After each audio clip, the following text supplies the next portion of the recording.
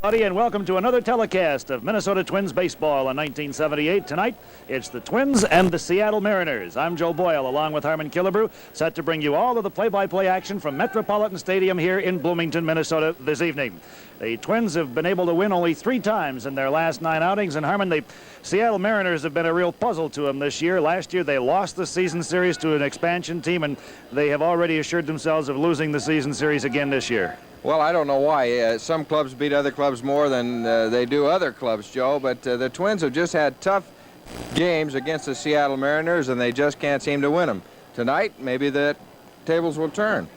And the Twins will be under the direction of a brand new manager tonight, and we haven't changed managers. We've just lost one for a few days. Well, we're sorry to hear that manager Gene Mauch is in the hospital recuperating from a foot infection, and this gentleman in the dugout, number 43, Jerry Zimmerman, will take over while Gene is in the hospital.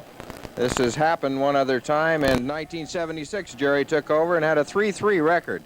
We'll see what he does tonight as the manager. We'll be back with the starting lineups for tonight's Twins and Mariners game in just a moment. For tonight's game, the starters for the Seattle Mariners, first of all, leading off and playing second base tonight, it will be Julio Cruz. In the number 2 position, the shortstop Craig Reynolds.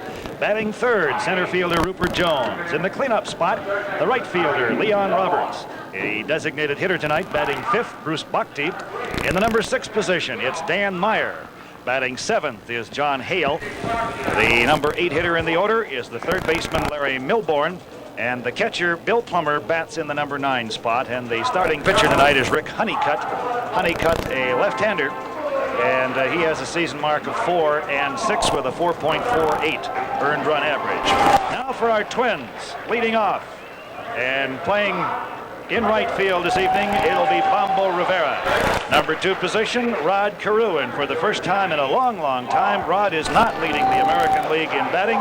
He trails Al Oliver of the Texas Rangers by 1/1000th of a percentage point. Dan Ford is in center field and will bat third tonight. Jose Morales batting in the cleanup spot, the designated hitter. Roy Smalley, the shortstop, batting in the number 5 position. Willie Norwood in left field hits 6th. Larry Wolf, the third baseman, bats in the number 7 position. The catcher, Glenn Borgman, hits 8th. And the second baseman, Bob Randall, batting in the number 9 position tonight. Starting pitcher for the Twins this evening will be Gary Serum. Gary with a record of 4 wins, 5 losses. We'll tell you a little bit more about Gary when we pick him up out on the mound. There he is right now, a 4-5 won and lost record and a 4.49 ERA. The umpires for tonight's game: behind the plate, Rich Garcia. At first base, Jim Evans. Second base, Derwood Merrill. And at third base, Marty Springstead. Now, our national anthem. Simply for you now, if we may. And it's pretty much the status Twins lineup that we get against left-handed batters. Jerry Zimmerman, of course, making no changes. There is at first base, Rod Carew. The second baseman, Bob Randall. At short, Roy Smalley. At third tonight with a southpaw on the mound, it's Larry Wolf. Out in right field, Willie Norwood. The center fielder, as usual, Danny Ford. And in right tonight, it'll be Bombo Rivera. Back of the plate, Glenn Borgman.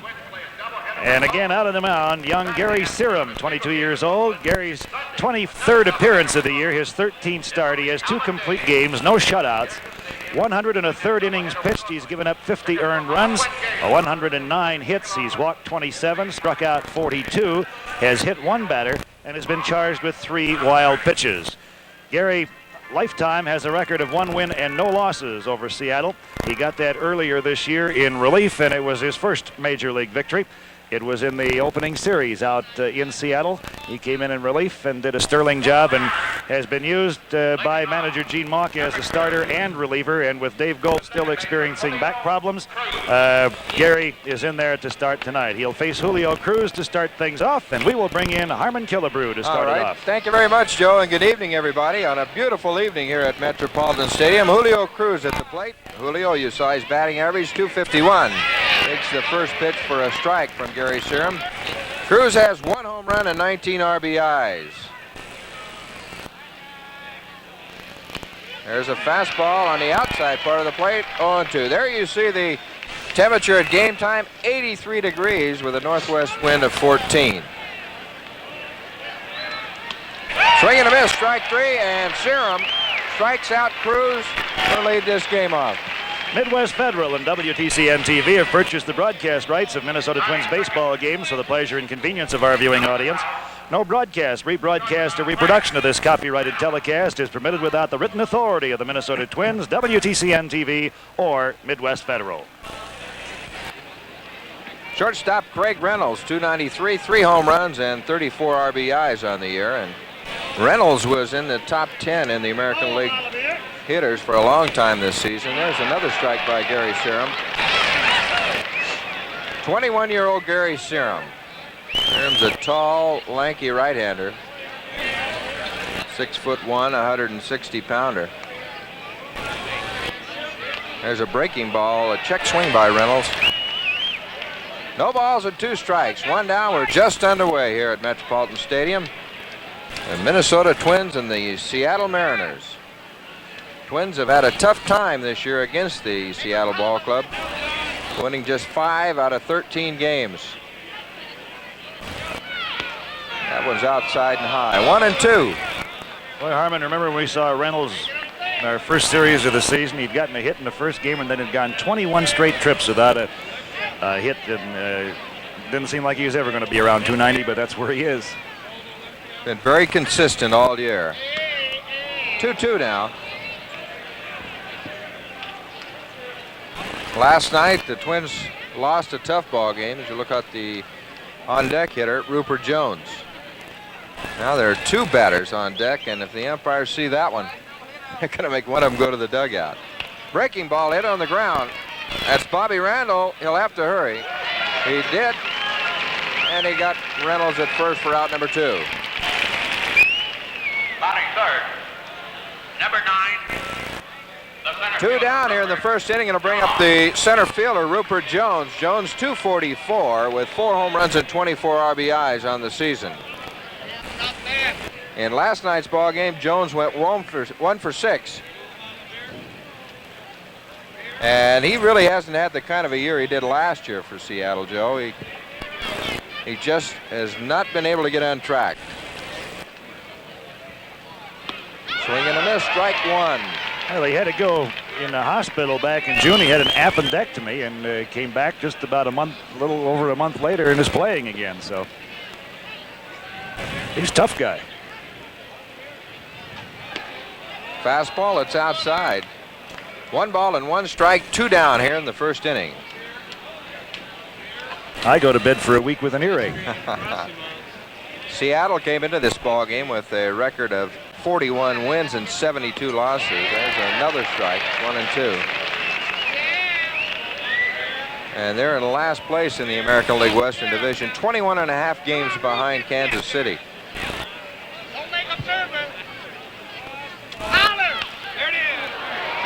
There's Willie Norwood in left field, and he makes the play for out number 3. For the Mariners in the first. No runs, no hits, no errors, nobody left.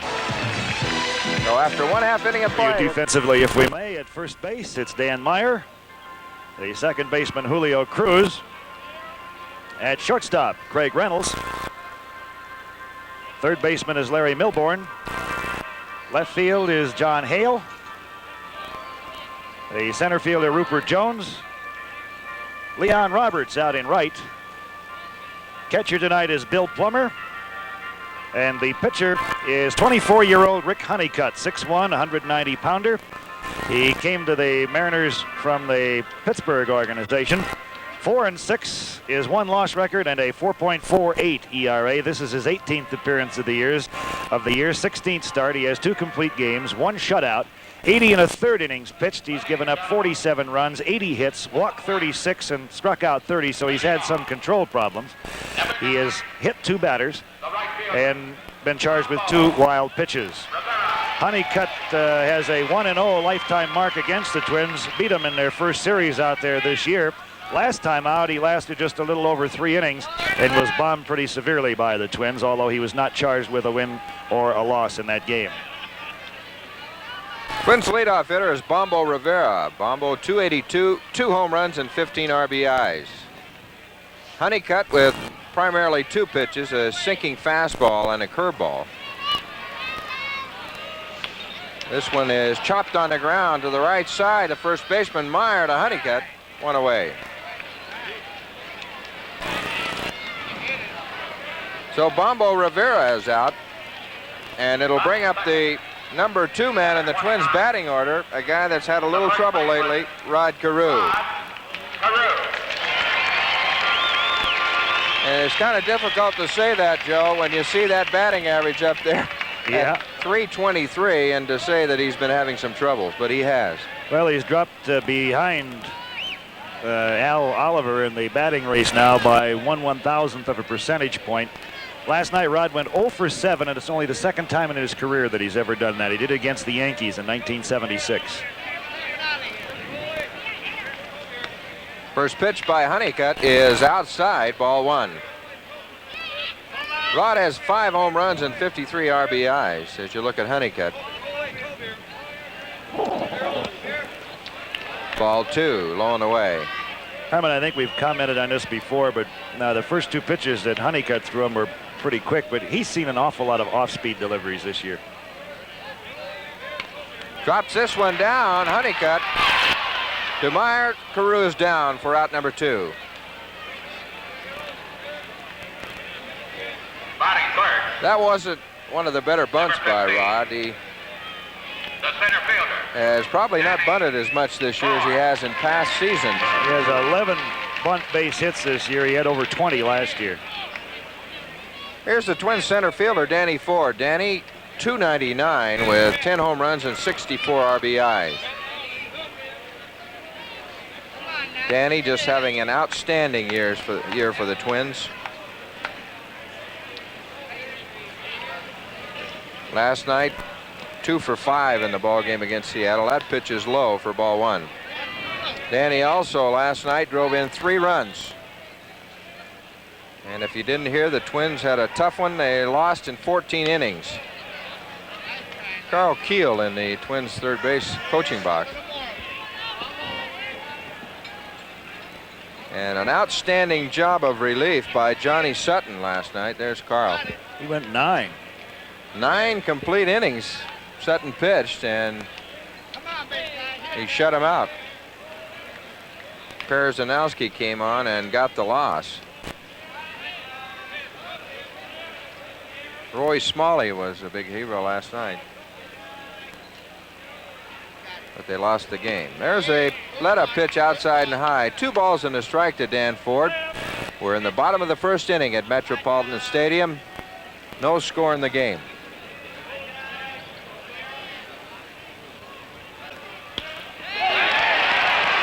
Dan Ford for hit number 1 of this ball game. So with 2 down, the Twins have their first base runner. Number 34. It'll bring up the designated hitter, Jose Morales. Jose, 311, with 1 home run and 24 RBIs as he comes to the plate. Jose is on the verge of setting a new Twins record for pinch hits in a season. He has 11. Twins record is 13, held by Rich Reese, so Jose is just 2 away from that now. Jose has been used as a designated hitter and a pinch hitter this year after being acquired from the Expos. And he caught a little bit the other night out in California. 2 down, Ford at first. Pitch is high, ball 1. Several games underway in the American League. Milwaukee is at New York, no score after 1 inning of play. Cleveland at Boston, they're tied up 3-3 after 2. Texas at Detroit, it's Detroit 1, Texas nothing. Line foul into the bleachers down the left field line. Herman, in a Cleveland-Boston game, they're just through 2 innings and already 3 home runs. 2 for Cleveland, Grubb and Thornton. Thornton's his 22nd, and Fisk got a 3-run blast, his 16th for Boston in that game. So that left field wall taking a bit of a pounding.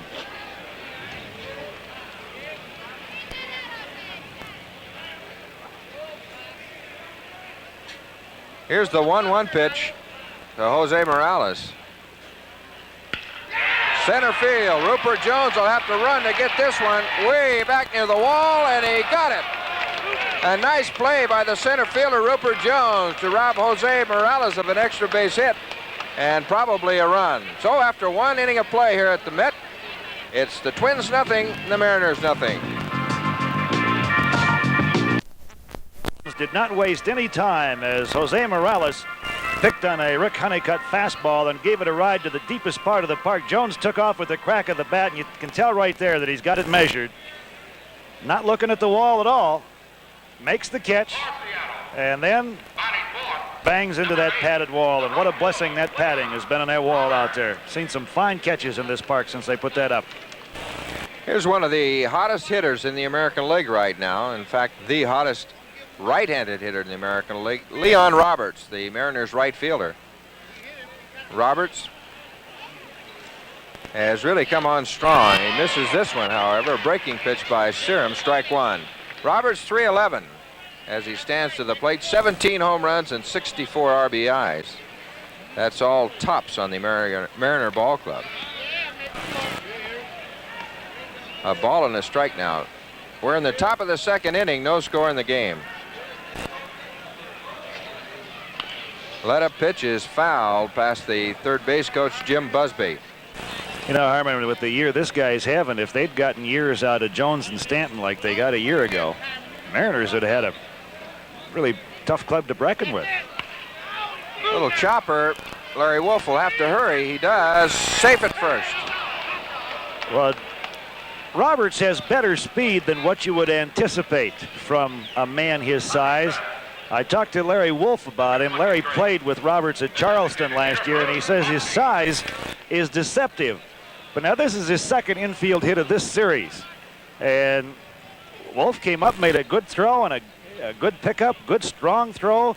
There's the ball, there's the foot, and pretty much of a deadlock, and the decision went to the Leon Roberts, the runner. He can move. Bruce Botke, the designated hitter, lines this one to right center field. Roberts on his way to second. He'll try to go to third. The throw in is cut off by the shortstop, Roy Smalley. So Botke with a base hit now. And we have runners at first and third and nobody out.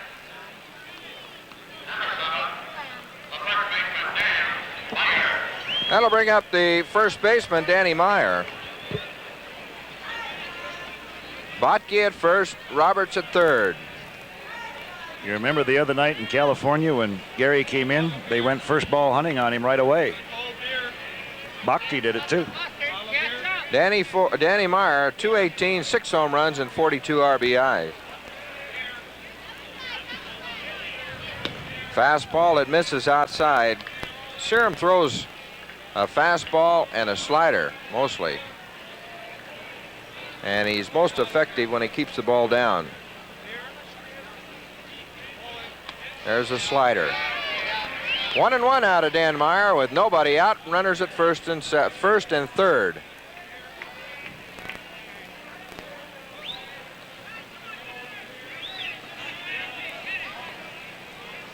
The outfield plays Meyer deep and straight away. Smalley at short and Randall at second are in double play depth. The third baseman, Larry Wolf, is in on the grass. Now he moves back a step or two, about even with the bag. 1-1 pitch. Pop up. Roy Smalley over and puts it away for out number one. So Meyer is retired. That's one away, and it'll bring up the left fielder, John Hale. Hale, with just a 181 batting average, he has 4 home runs and 19 RBIs, but he made a great play out here last night to save the ball game for the Mariners.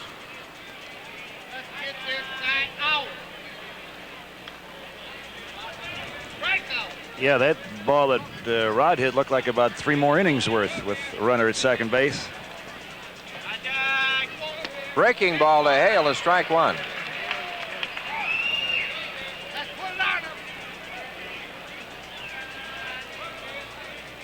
National League scores: 1 complete game, 2 complete games. Pittsburgh at Chicago.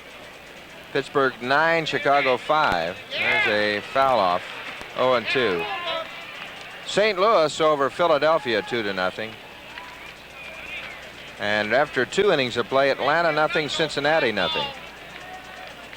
They're playing extra innings in Montreal. It's the Expos 6 and New York nothing. That's after 12. That must be a complete game. That one's fouled out of play. We'll check that score for you. No balls and 2 strikes to the left fielder, John Hale. 1 down, runners at first and third. We're in the top of the 2nd inning, no score in the game. It's after 2, Harmon. After 2 innings, there's an extra 1 up there. Yeah. Outside, 1 ball and 2 strikes.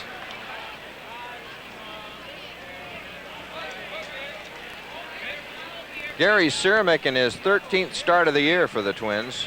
He's been in 23 other ball games.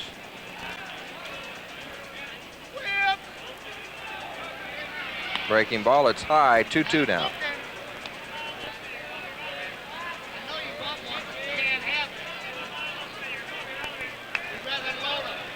Early in April, Gary beat Seattle up in the Kingdome. He beat Tom House.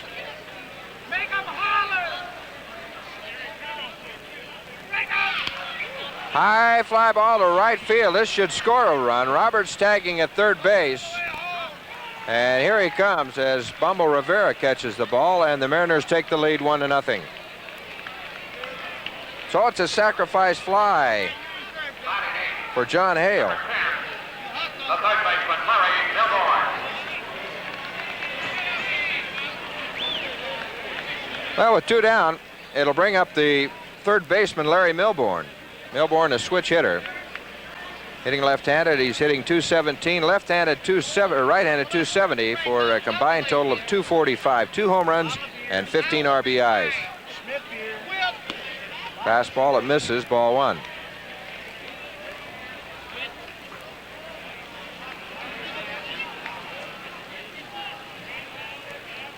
Bruce Bottke on at first base with 2 down.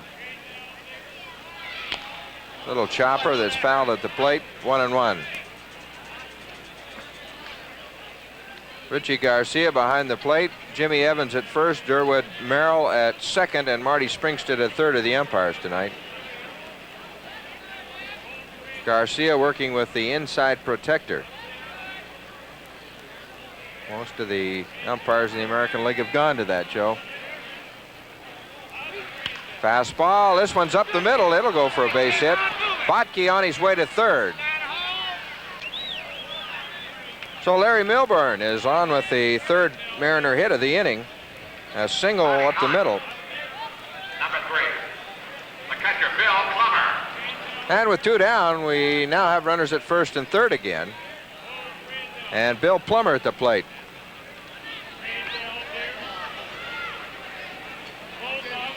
Plummer completes the Mariner batting order. He's hitting .242, 2 home runs and 5 RBIs.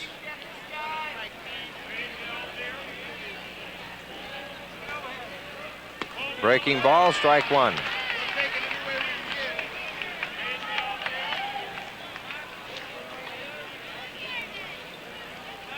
Gary Sherm, I think we've told you many times, was born in Fargo, North Dakota. Now lives in Alexandria, Minnesota. There's another breaking pitch. This one misses, 1-1. Cleveland at Boston. It's 3 complete now. It's the Red Sox 8 and Cleveland 4.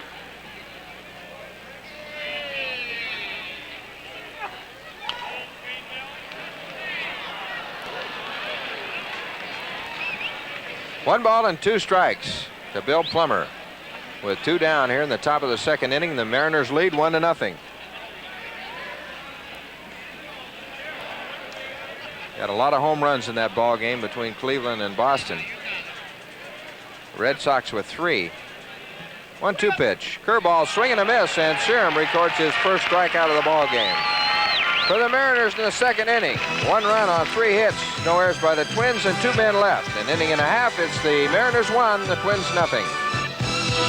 So I'd like to correct myself. I said it was strikeout number 1 when Gary Surm fanned Bill Plummer.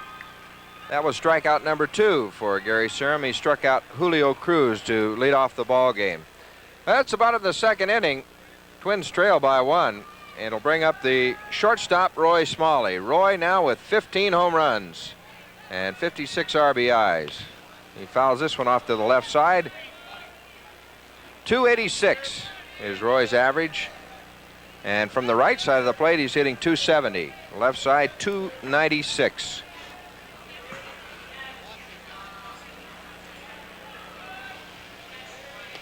There's a sinking fastball. It's low, 1-2. Roy just having an outstanding year, and he's matured not only at the plate, but in the field. This one's hit sharply to the third baseman. To Myers at first, 1 away. Ball was hit sharply to Cruz, Number 24. but he stayed in front of it The left fielder. and threw to first to get Roy for out number 1. Here's the left fielder, Willie Norwood. Norwood, 266, 6 home runs and 33 RBIs.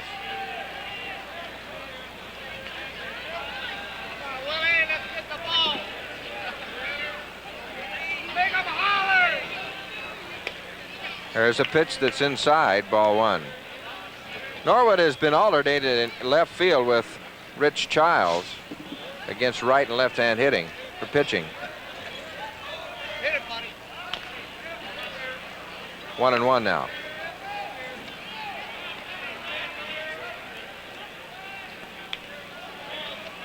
There's the Mariner dugout. That Romo messing around in there? Yeah, it looks like him. Wes Stock, the pitching coach, next to manager Darrell Johnson.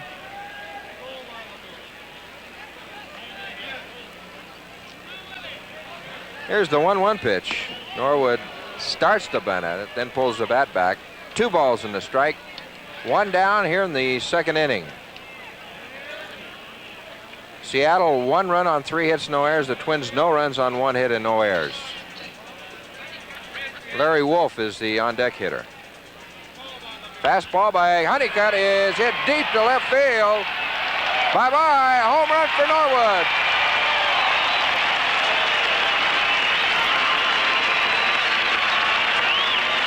Well, Willie Norwood, who earlier in the year banged out his 3 home runs in a very short span of time, has been connecting with regularity of late, too. He has now picked up 4 over the last week and a half, and now has 7 on the season. And there wasn't much doubt about this one from the minute it left his bat. Way up in the air, deep into the left field stands. You see the left fielder Hale go back, and it's way up in there, about 15 rows back. And we have an instant conference out on the mound. You saw Harmon talking just a while ago about Romo and Wes Stock and Darrell Johnson talking, and you could see him gesturing about various pitches in there. There's the mark on Willie's home run, 386 feet or 117 meters. And home run number 7 for Willie. And evidently Rick Honeycutt should have been in on the conversation, Harmon, because the ball that Stock was designing broke away from Willie, and this one didn't. 1 away, and quickly the Twins and the Mariners are tied at 1-1. Here's the Twins third baseman, Larry Wolf. Larry, 229, picked the fastball low for a ball. 2 home runs and 18 RBIs.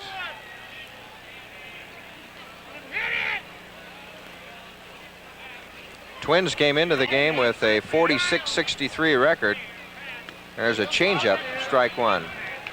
They are tied for 5th place in the American League Western Division with the Chicago White Sox. The White Sox tonight are battling the Kansas City Royals. Fastball fouled off to the right side, 1-2. Last night the White Sox beat Kansas City 5-3 as the Twins lost to the Mariners, so they're all tied up in 5th place. White Sox are supposed to throw an ex-Twin, Mike Proley, tonight against Paul Splittorff. Oakland shut out California last night, 1-0. Rinko pitching a shutout. This one's fouled off into the third base coaching box. Carl Keel What making was the it? play. Somebody was talking about, said 4 of Oakland's wins over California this year have been shutouts. Texas losing to Detroit after 2, 1-0. And the Rangers lost to the International League All-Stars last night, 9-8 in an exhibition game. Did Pete Redfern get in that game? He was scheduled to pitch. I'm not sure whether he got in or not. He was the 3rd leading vote getter on that squad. 2 balls and 2 strikes, 1 away here in the bottom of the 2nd inning. We're all tied 1-1. Fastball fouled off by Wolf, and the count will hold 2-2. And again, we'd like to extend our good wishes to manager Gene Mauch, who is in the hospital tonight. We hope Gene's watching the ball game.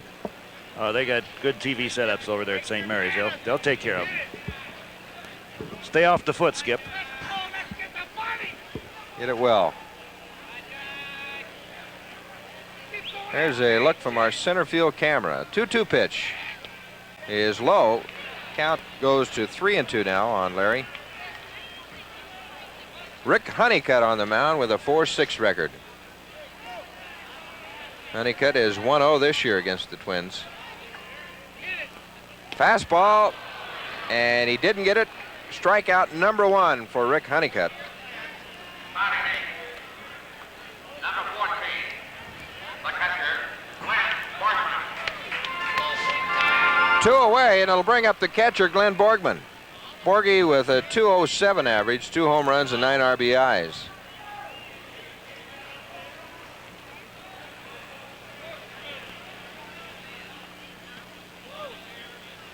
Pitch is low for a ball. Borgie last year missed a great deal of the season because of a knee injury. That one's way low, 2-0. Harmon, you and I were talking about that today, about coming off surgery, especially in a joint like the elbow or the knee. It's never as strong the first year as you think it should be. 2-0 pitch. There's a strike. I think you're right, Joe. It always seemed to me that it took at least a year to get over a surgery like that, and Glenn right now seems to be getting stronger and stronger all the time. And you know, you work at it, you use the weights and everything else, but I think you're really afraid to test it, and you might do it the first time without really knowing you're doing it, and then once you do that, you tend to let it out, but it takes a while. You hold back. 3 balls and a strike to Glenn Borgman. There's a strike on the inside corner.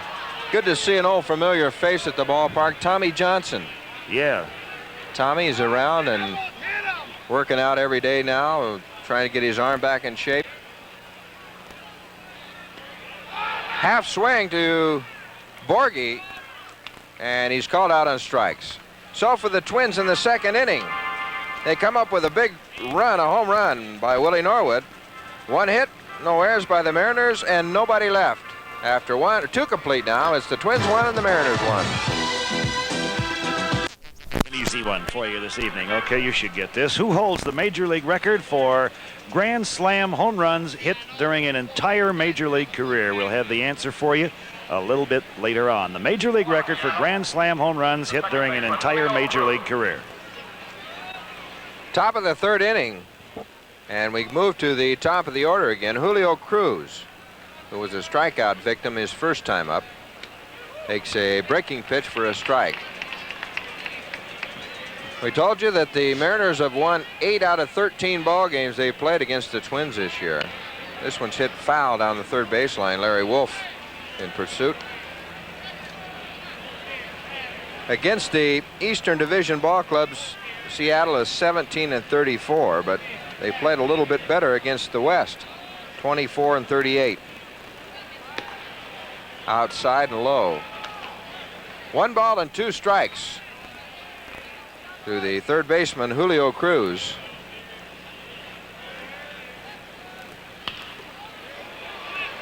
Count holds at 1-2. When we started this ball game, there was a little bit of sunshine at the ballpark. That's all gone now.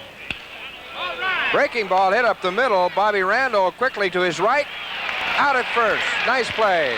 That was a base hit until Gary Serum managed to tip it with his glove and slow it down enough for Bob Randall to get over in front of it. The ball appeared to be headed right back up the middle. Serum with some pretty good quick reactions tipped it. That slowed it up and enabled Bob Randall to get over in front of it. And Bobby got some extra mustard on the throw and just beat Cruz, who can fly, to the bag.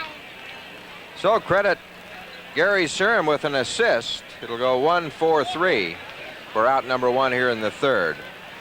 Here's the shortstop, Craig Reynolds, takes the pitch outside for a ball. Reynolds grounded out, 4-3, his first time up. Steps to bunt, fouls it off, 1-1.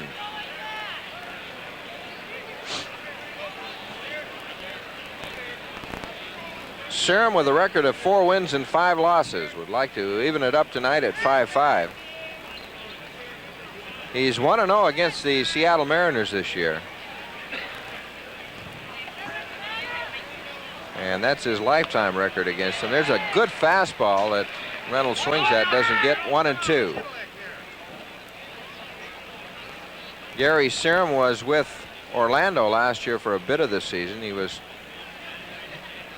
2-3 there, and then came to Tacoma. He was 4-0, and then up to the Twins, where he pitched quite a bit. This one is lined down the right field line, just inside the line. Reynolds on his way to second. Now he's going to go for 3 as the right fielder, Bombo Rivera, cannot come up with the ball.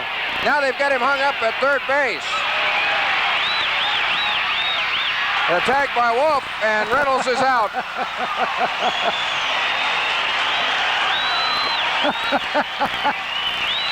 Well, there were several mistakes on this play. Bombo Rivera has just a horrendous time trying to pick this one up out in right field. Looked like it was covered with butter or something or other. I guess in this day and age, margarine. And you see, he finally comes up with it. Now he drops it again. Says, where is it? Okay, come back here. Now I got it. Fires the ball in, and the third base coach tried to hold the runner up, Reynolds, and he couldn't get back. And Rod Carew's throw over to Larry Wolf, he bluffed the throw to the catcher and nailed him about halfway down the line. 2 away, and the hitter is Rupert Jones. No error charged on the play. Triple all the way for Craig Reynolds. There's a changeup in there, 1-1. Put out will go 9-3-5-2.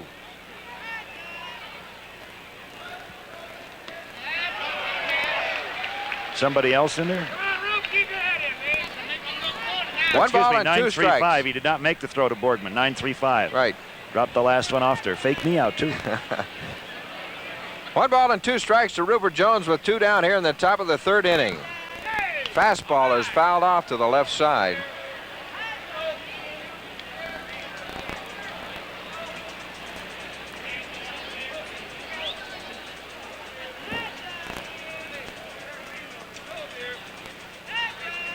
Changeup is high, 2-2. Well, that ball was hit sharply down the line by Reynolds, and it had a sure double written all over it. Way inside, 3-2. And then when Rivera had a little trouble coming up with it, Reynolds went to third base and then got hung up. And a fine throw by the right fielder Rivera to the cutoff man Rod Carew. And they trapped him there. Larry Wolf making the putout. 3-2 pitch to Jones. Fouled off. Count will hold, 3-2.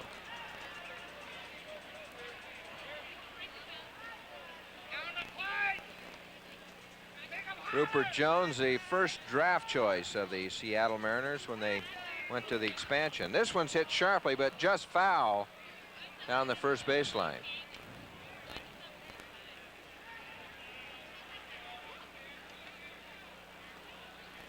And a ball boy retrieving it. Rupert Jones was acquired in the expansion draft from Kansas City.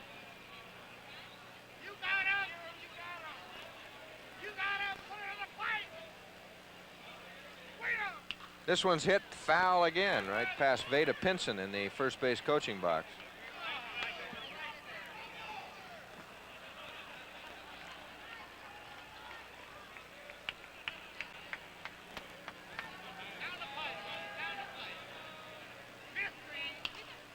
Another foul. Rupert Jones was up with Kansas City a little bit in 1976. In fact, he was in 28 ball games, but last year he had an outstanding year, 24 home runs. This one's hit to left field. Norwood will have to hustle on this one, and nobody can get it. And Jones will go into second base for a double. Well, the shortstop Roy Smalley went out, and went back was Wolf. Well, all three Twins went after it. Willie Norwood, Wolf, and Randall, and dropped right in between all three of them. Triple and a double back-to-back, and so far the Mariners with nothing to show for it on the board. Well, with 2 out and Jones at second base, it'll bring up the big right fielder, Leon Roberts. Roberts with an infield hit is first time up. Slider outside, ball 1.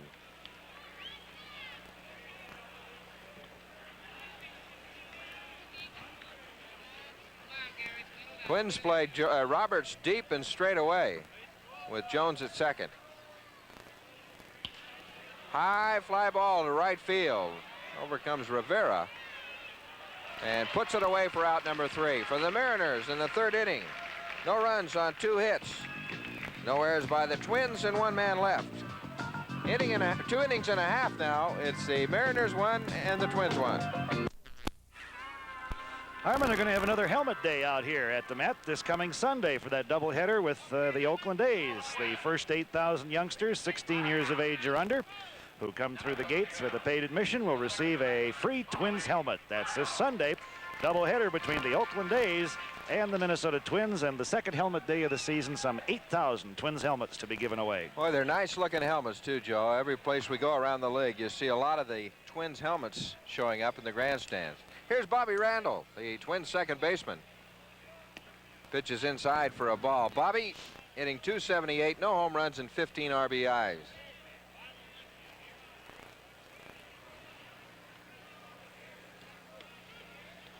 Ball 1 and strike 1 now to Randall. Bobby is alternated at second base with Rob Wilfong against right left-hand pitching. This one is fouled off to the right side. Count will go to 1 ball and 2 strikes.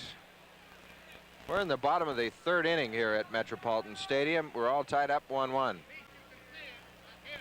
Mariners scored first in the top of the 2nd. The Twins came back. Willie Norwood with a home run, his 7th of the year, to tie the ball game. Fastball inside, 2-2 now. Kansas City has taken the lead over Chicago 4-2 after 2 innings of play. Popped up to the infield. Reynolds, the shortstop. 1 away. Texas at Detroit. It's 1-1 after 4. So that completes the Twins batting order, and it'll bring up the top of the order again, Bombo Rivera. Rivera grounded out his first time up. No score after 4 innings of play in New York between the Brewers and the Yankees. 4 complete in Boston. The Red Sox 8, Cleveland 4. Rivera with a swing, he fouls it off, strike 1. Do you remember how many grand slams you had as a Twin? Yep. How many? Well, now when you say it as a Twin, I'm not sure. How many do you think? You're talking about the Griffith organization or as a Minnesota Twin? I don't have the Washington ones. Okay. I think it was about 11. You had 10 as a Twin. Okay. No balls and 2 strikes. We don't to credit Rivera. those other teams with anything. I'll tell you an interesting thing about one of them. Okay. There you see the sign given by the catcher, Bill Plummer. There's another strike, and Rivera takes a called strike 3. That's the 3rd strikeout for Rick Honeycutt. Rod Carew at the plate. Rod grounded out his first time up. And as Joe told you, Rod, for the first time in a long time, does not lead the American League in hitting. Al Oliver is a percentage point out in front. First pitch is a ball. In 1956, Okay. I hit my first Grand Slam home run in the old ballpark at Kansas City. This one's line to left center field, a base hit for Carew. And Rod is on with the Twins' The center fielder, Danny. third hit of the game. 1956, I hit a home run against San Diego in Kansas City as you look at Carew hit this line drive, and the next day they sent me to the minor leagues. Doesn't pay to do it. No, Huh? Did you ask him why? I was wondering why, but he never told me why. Carew at first base with 2 out. It'll bring up the center fielder, Danny Ford. Maybe you didn't hit it far enough. I suppose that's it. Ford singled his first time up.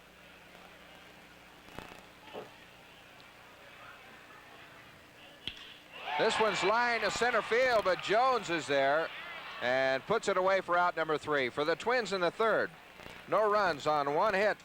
No errors by the Mariners and 1 left. 3 complete now as the Twins won and the Mariners won. Cleveland still 8-4 after 4. Fisk, Rice, and Evans have all homered for Boston. Grubb and Thornton for Cleveland. Baltimore trails Toronto 4-3. That's after 6. Carty and Woods have homered for Toronto, and May for Baltimore. Milwaukee and the Yankees 0-0 after 3. Texas and Detroit tied after 4, 1 apiece. Thank you, Joe. First pitch to Bruce Botke is a strike. We're at the top of the 4th inning. Another game underway, Harmon. Excuse me. 4-2. Kansas City leads Chicago after 2.5 now. Okay. Ball and a strike to Bruce Botke here in the top of the 4th inning. We're all tied up 1-1. Slider is hit to left field by Botke. Willie Norwood for out number 1.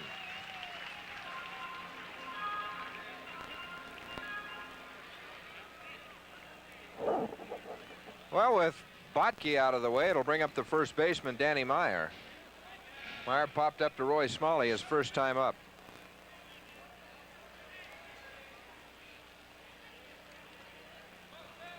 There's a changeup for a strike. Danny Meyer was originally with the Detroit Tigers. He was an outfielder, first baseman over there. Tries to drop one down. Is foul at the plate, 0-2.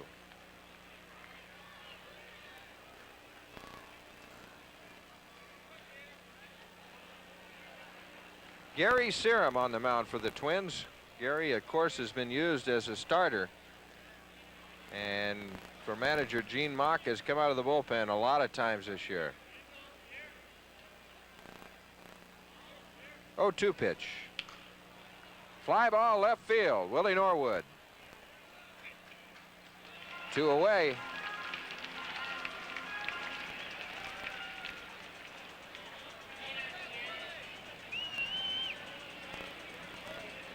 The left fielder, John Hale. Oh, with 2 away, it'll bring up the left fielder, John Hale. Hale had a sacrifice fly his first time up to score the Mariners' only run of the game.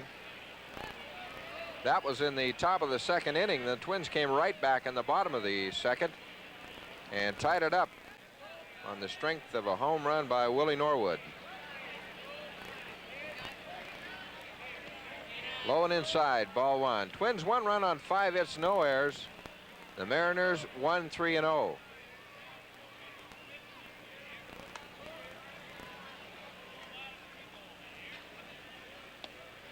That one's low, 2-0. John Hale was originally with the Los Angeles Dodgers organization. He was up a little bit with the Dodgers last year. He was in 79 ball games. Hit a couple of home runs. One hopper, a great play by Bobby Randall to Carew. Over the head of Carew, and Glenn Borgman backing up. And the ball goes into the Twins' dugout. Glenn Borgman made a heck of a try to keep it from going into the dugout. It eluded him and just barely rolled over the step, and a plate umpire, Rich Garcia, hustled over there and awarded Hale second base. fine play by Randall, but his throw over the head of Rod Carew. Look at that dive. Made a good stop. Rushed his throw a little bit too much and threw it over the head of Rodney. They'd have had him, I believe. And it's going to be charged as an error. A base hit for Danny Ford, or Danny. I'll get it in a minute. John Hale. John Hale. And an error on the second baseman, Bobby Randall, on the throw, allowing him to go to second base. Larry Milbourne with the first pitch. Strike one. And I said it was a hit and an error. They just got a hit up, or an error up there so far, Joe. Maybe charging him a two-base error. It appeared that the throw would have had him. A tough play. Breaking ball inside, a ball and a strike. 2 out. John Hale at second base. And we're tied here in the top of the fourth, 1-1. Now there goes a hit up on the board. Okay, now they give him the hit. So No, it's a hit and an error. Bobby Randall to Rod Carew for out number 3. For the Mariners in the fourth. No runs on one base hit, one error by the Twins, one man left. In the fourth inning here at Metropolitan Stadium, Jose Morales, the DH, will lead it off for the Twins. Twins 1 run on 6, or the Mariners 1 run on 6 hits, no errors. The Twins 1 run on 3 hits and 1 error. Morales fly to the center fielder, his first time up. Pitch is a little bit high for a ball.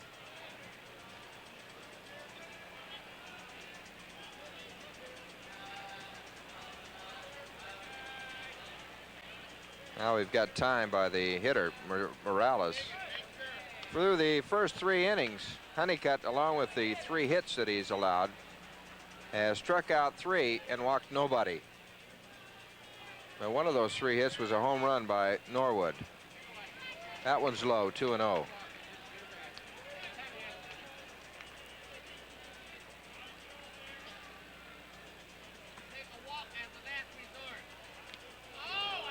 Foul off, 2-1. Joe is interested to see, there you'll see Carl Keel at third base. Interested to see Roy Smalley's comment today about why he felt he was hitting so well. That he had a different approach to hitting this year. He found out early in the year that he had a little power. And so he goes up there to the plate with a definite purpose in mind. As Morales fouls it off to the left side, 2-2. Well, I tell you one thing, even his ground ball outs are adventures now. He hits the ball hard. And he's hitting well from both sides of the plate. I was checking something today, Harmy. You're talking about Roy Smalley. I'll tell you in a minute. 2-2 pitch to Morales is hit in the hole into right field. Well, Morales leads off the Twins' fourth with a base hit. You recall earlier in the year, Roy had 19 errors, and there was a lot of talk about his errors, how many he had. I checked back, that was through 85 games. At the same stage, through 82 games, Freddie Patek of the Royals, who is considered to be one of the better shortstops in the American League, had 22 errors. He had 3 more than Roy. And there was a lot of talk about Roy's errors. Here's Roy at the plate. Bunts it down the first base side. Honeycutt has to go to first base. The second baseman covering, so the sacrifice works. Smalley moves Morales down to second base. Good bunt. Honeycutt, you'll see, make a quick check of the runner Morales going over to second base, and then go to first after the check, and he almost threw the ball away. Long stretch. Not only is Roy a good hitter, but he's an excellent bunter. He's sacrificed 16 times this year. That's tops on the Twins ball club. He led the club in that particular stat a year ago. Here's Willie Norwood, who homered his last time up. Fastball on the inside part of the plate, strike one. Morales at second with 1 down. We're all tied up, 1-1.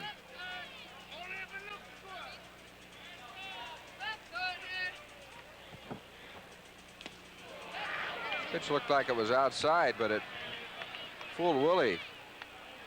Oh, it's 0-2. The on-deck hitter is Larry Wolf. There you see the runner at second base, Morales. Honeycutt on the mound. The catcher is Plummer, and Richie Garcia is behind the plate.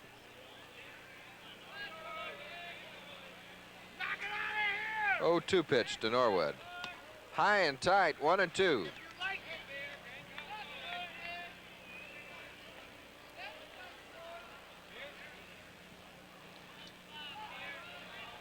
Honeycutt last year was with Shreveport in the Texas League and then was called up to Seattle. He was 0-1.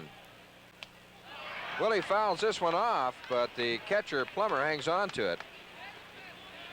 So at strikeout number 4 for Rick Honeycutt, and with 2 down, it'll bring up the third baseman Larry Wolf.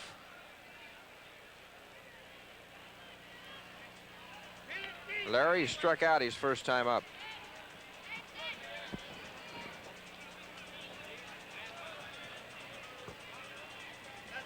After 5 innings of play, it's Milwaukee nothing, New York nothing.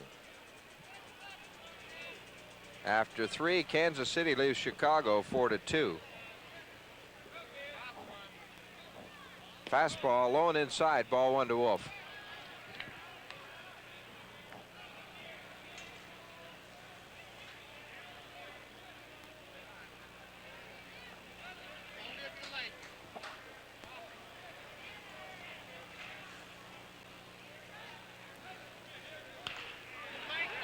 One hopper to Reynolds at shortstop, and they get Wolf at first. So for the Twins here in the 4th inning, no runs on 1 hit, no errors by the Mariners, and 1 left. 4 complete now. It's the Twins 1, and the Seattle Mariners 1.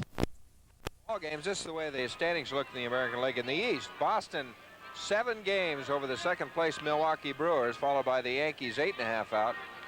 Detroit 9, Baltimore 9.5, Cleveland 17.5, and Toronto in the basement 28.5 games behind. In the West, the Kansas City Royals lead the division by 2 games over California, 3 over Oakland, and there you see the rest of the standings.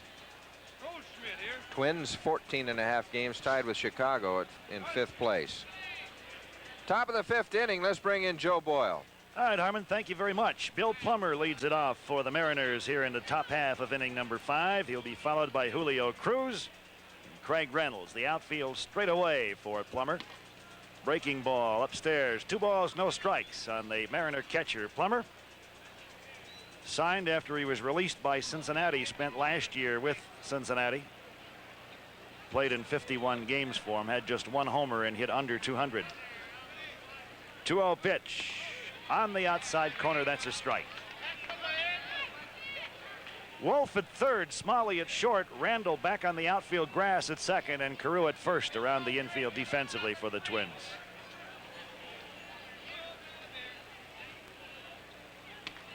Right down the alley. Count evens 2-2.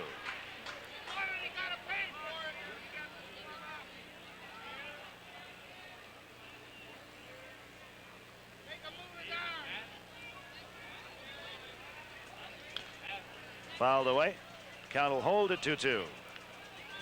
Jim Bouton trying to make it back to the biggies on a fork ball and a knuckleball. Didn't fare so well tonight. Threw a 4-hitter, but he was the loser.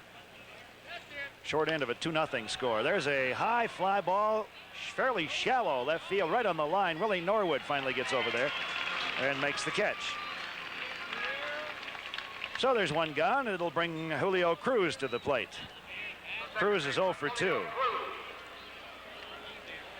They don't give Bouton's record, Harmon, but he threw a 4-hitter, didn't pitch badly. Ended up losing 2-0 to Jacksonville tonight. He's in Double-A ball. The bunt by Cruz. He has excellent speed. Carew comes up with it. Did he get him? No, says first base umpire Jim Evans. Rod made a dive for him, and that was about all he could do. He had no time to try to flip the ball to anybody. Cruz with that excellent speed of his racing down the line, and he made Carew handle the bunt. Well, here's another look at it, and as Joe said, this fella can fly. It was an excellent bunt, and it got by the pitcher, Serum. Carew over and made the play. Now, Rod trying to just make a stab at him and touch him before he got to the base. Did he get him? Umpire at first base, Jimmy Evans, says no. No argument on it, From so our I guess he vantage missed point, him. we really couldn't see. Gary Serum had it blocked out. 7th hit of the game now for the Mariners. We're tied on the board at a run apiece, and Craig Reynolds is the batter. Takes the first pitch high and away for a ball. Reynolds 1 for 2 in the game. He tripled in the 3rd inning, and then came halfway down the line and was nailed trying to get back into 3rd. So he's 1 for 2.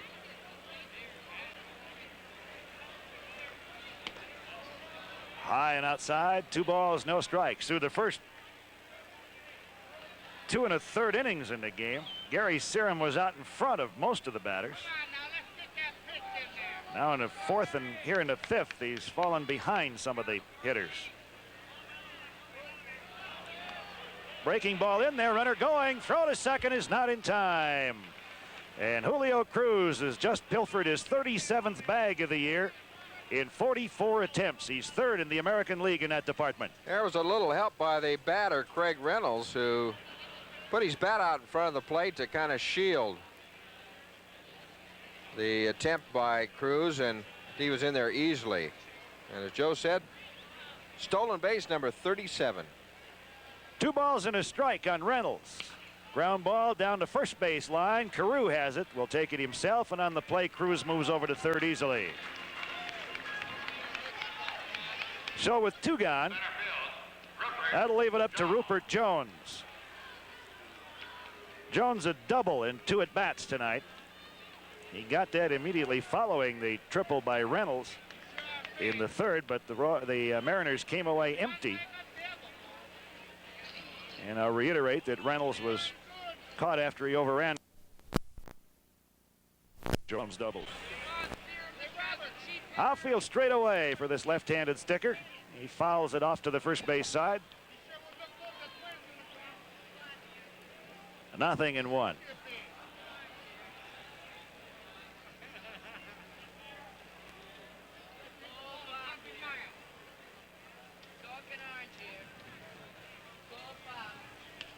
Serum delivers outside at the knees. 1 ball, 1 strike. Gary with that sinking fastball and a slider. And he'll change speeds on you. Just like that. Your sports station, WTCN TV. Outfield straight away for this left-handed sticker. He fouls it off to the first base side. 0-1.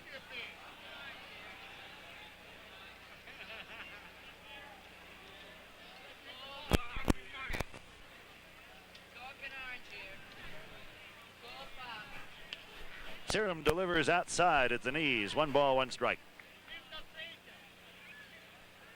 Gary with that sinking fastball and a slider. And he'll change speeds on you. Just like that. Bob Randall to Rod Carew, and the Twins are out of this one. No runs, a hit, no errors, and 1 man left after 4.5. Twins 1, Seattle 1.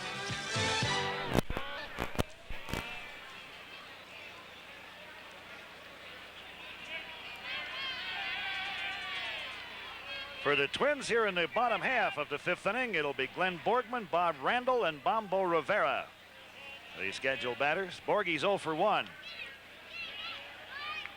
He was out on strikes in the 2nd inning with the first baseman getting to put out on the play when the 3rd strike eluded catcher Bill Plummer. Checks his swing, and it costs him 0-2 to count on Borgman. Rick Honeycutt has fanned 4 and walked no one through the first 4 innings. Has given up 4 hits. 1 in each inning. So he has scattered them so far. A ball and 2 strikes. Now that big game tonight in New York. The Milwaukee Brewers and the New York Yankees are still scoreless. They're in the 5th.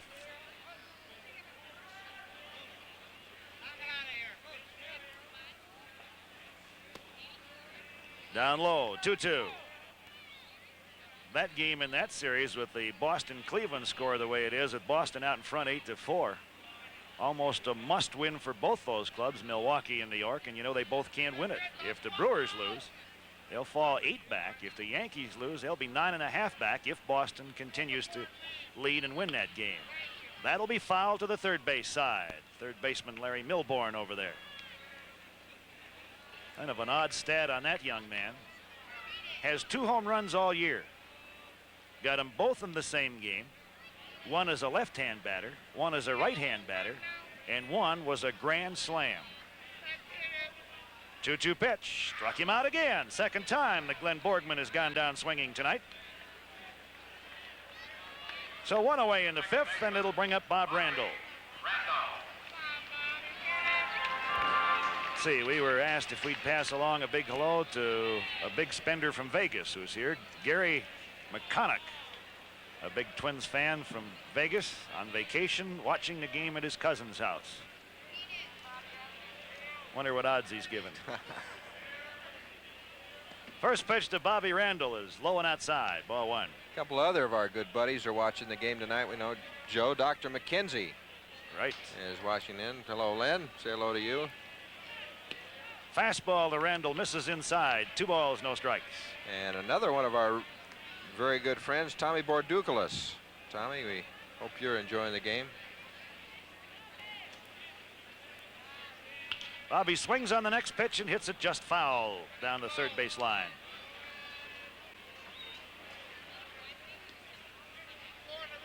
For the Mariners, Milbourne at third, Reynolds at short, Cruz at second, and Meyer at first, with Plummer back at the plate and Rick Honeycutt, 24-year-old southpaw, out on the mound. Ground ball to short. Reynolds is there on the big hop. Long throw, and he gets him. 2 gone here in the 5th. Bombo Rivera. The right fielder. 0 for 2. Grounded out. First baseman to the pitcher covering. And 1 of 4 strikeouts that Honeycutt has recorded in the 3rd. We're all tied up at a run apiece here in the bottom half of the 5th with 2 on, nobody out. 1-1.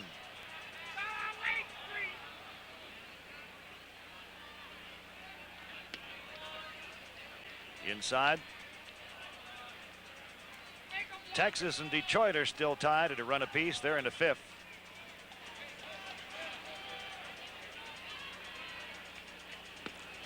Big swing from Rivera, and he didn't get it. 1-1. Cincinnati has changed pitchers in the top half of the 6th inning. They already trail Atlanta 3-0, and they have changed pitchers in the 6th. Interesting thing about that ball game is Phil Niekro had pitched a no-hitter through 6 innings against Cincinnati. Change up, and Bombo laces it into right center field. That'll drop. Around first goes Rivera. He holds on as Jones comes up with the ball and whips it back into the infield. So the Twins have their 5th hit of the game. 1 per inning so far Honeycutt has allowed. Well, you get another look at the base hit by Rivera. Like a fastball that ran away from Rivera a little bit. He just knocked it into right field. Well, the thing that has kept Honeycutt out of any type of trouble other than Norwood's home run so far has been the fact that he hasn't walked anybody, and of the 5 hits the Twins have in the 5 innings, he has allowed no more than 1 in any inning. Rod Carew has one of those 5 hits. He got it in the 3rd. He's 1 for 2 in the game. Was out trying to bunt for a base hit in the 1st. Way in on the grass at 3rd is Milbourne, and Rodney looks the pitch over. It's up high, ball 1. Milbourne about 4 or 5 steps in on the grass at 3rd. Almost every third baseman in the league now is playing Rod in to try to take away that bunt. Outfield just about straight away for him. They do not play him as far over to left center as do most clubs. Rupert Jones is only about 3 steps over on the third base side of second in center field.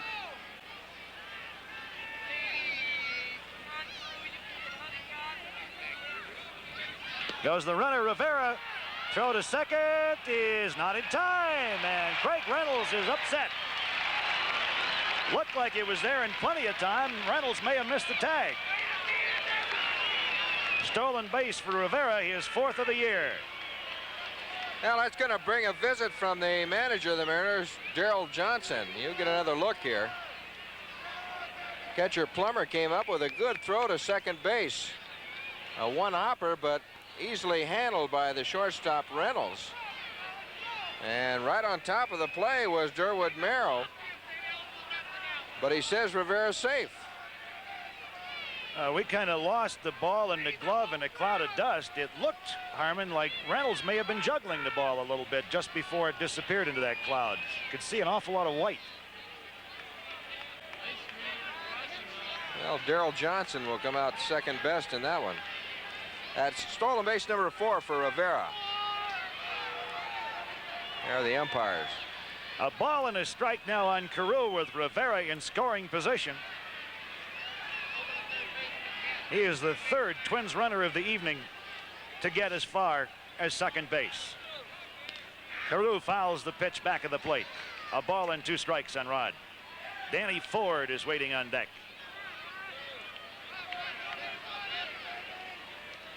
1-1, the Twins and the Mariners here in the bottom of the 5th. Twins trying to take the lead for the first time in the game, with Rivera in scoring position. With 2 gone, the infield playing back, and now Milbourne has moved back about 10 feet behind the bag at 3rd, with 2 strikes on Carew. Breaking ball misses outside. Trying to figure out something, Joe. What's that? Whether I like the home red shoes or the visiting blue shoes that the Twins wear. I'm going to ask equipment manager Ray Crump which he likes best. The 2-2 pitch. Up the middle. It is on into center field. Rivera around 3rd. He'll score. Carew stops at 1st with an RBI single, and the Twins take the lead 2-1. Well, no report what Al Oliver has done tonight for the Texas Rangers, but we know that Rod Carew has 2 hits, 2 and 3 times up to the plate. Rod just slaps this one over the head of Rick Honeycutt into center field, and it scores Rivera from second. Twins take the lead 2-1, and with 2 out, Carew at 1st, it'll bring up Dan Ford. Well, for the first time tonight, the Twins have put together 2 hits in an inning, and they have produced a run and lead 2-1 in the game with 2 down. Rodney Carew at first base and Dan Ford the batter. Danny 1 for 2 in the game. Here goes Carew. Pitch is swung on, laced into right center field. Jones over, makes the catch on the run. Rupert Jones with the running catch to take a hit away from Danny Ford, but the Twins come up with a run on 2 hits, no errors. They leave a runner stranded, and after 5, it's the Minnesota Twins 2 and the Seattle Mariners 1. That's right, there you are. Thank you, guys. You gotta snuck that one in on me, Joe. Well, after that, here's some National League scores. A couple finals. Pittsburgh over Chicago, 9-5. For the Pittsburgh Pirates, it was 9 runs on 14 hits, no errors. Chicago 5-11-1. The winner in that ball game Robinson. Was Robinson. Can't read Joe's writing. 7-5. You're not alone. Okay. Parker hit a home run, his 17th of the year. Milner, 14 for Chicago, and Johnson, who was just acquired by the Cubs, hit his 3rd of the year. Top of the 6th inning, Twins 2, the Mariners 1. Leon Roberts, Bruce Bhakti, and Danny Meyer, the scheduled batters for Seattle here in the top of the 6th, to face right-hander Gary Serum. Breaking ball misses. Ball 2. When God Twins made with- heads, Joe, he made some round, he made some square, and those he wasn't particularly proud of, he covered with hair. Oh, you're with it. I'll get you. Who turned you on tonight anyway? 2 balls and a strike. That sign out the there. count on Leon Roberts. By the way, I have a question for you, Harmon. Yeah. 2-1 pitch, fouled away. 2 balls, 2 strikes on Roberts now. Did you see that Willie Stargell broke the strikeout record the other night? I did. And broke Mantl's record. Did you send him a congratulatory telegram? I should have. I think Mickey probably did, though. I'm going to check Lou Brock. I know he's coming along real good. Is he up there, too? Oh, he's right in there. You were what? You were second? I was second to Mantle on... Well, now you're third. Stargell was right behind me, and boy, he came on very strong.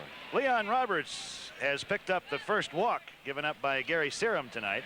The designated hitter, Bruce Bochy. It's only the second time Gary has gone to a 3-2 count on a batter. So Roberts is on to lead off the sixth, represents the tying run. And Bruce Bochy, who has a base hit in 2 trips tonight, is the batter. The outfield bunches Bochy a little bit up the middle. Both Norwood in left and Rivera in right are bunched over towards left center and right center respectively, with Danny Ford straight away in center field.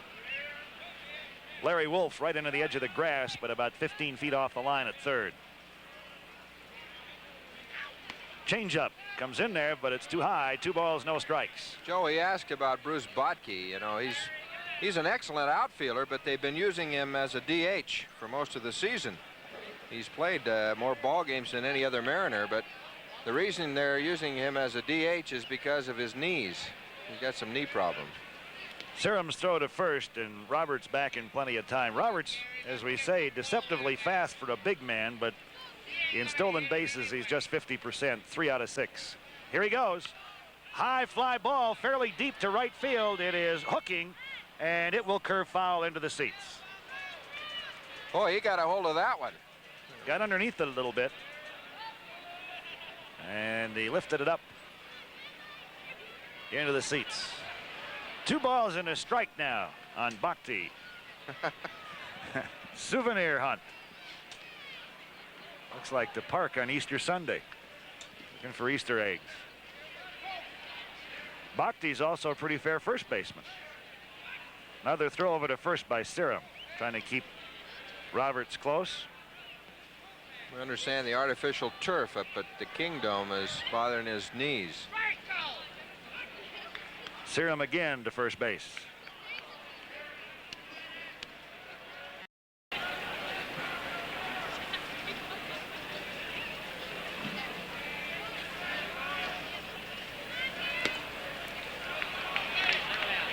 Three and one. Pitch broke away from the left-hander.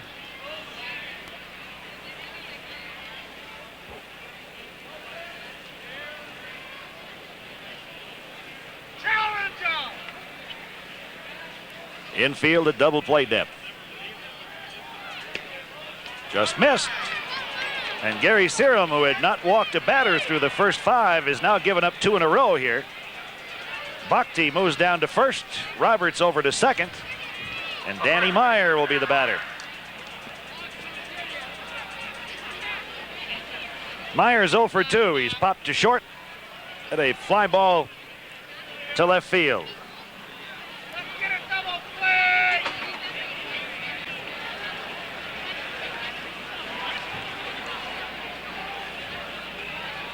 Niekro has lost his no-hitter in Cincinnati. The Reds came up with 2 runs.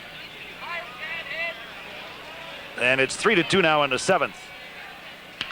Line drive again. This one hooking. It is a foul ball down the right field line. As Meyer got out in front of that one. Just put that in your pocket, Bombo. Oh. Use it later if Right. you can't find a real one, right?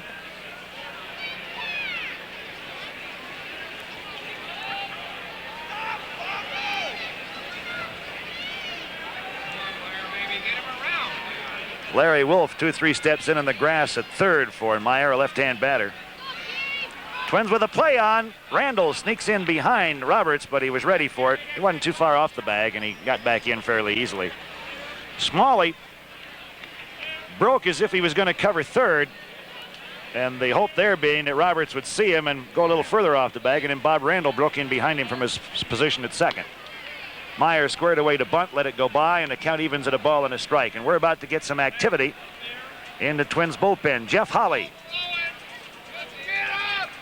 gets up and begins to loosen in the bullpen.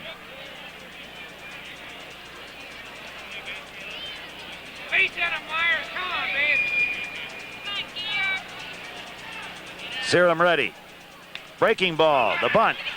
Gary off the mound. He'll have to go to first to Bob Randall. The sacrifice works. And the Mariners get runners over to second and third. Roberts goes to third. Bhakti is on at second. There's one gone.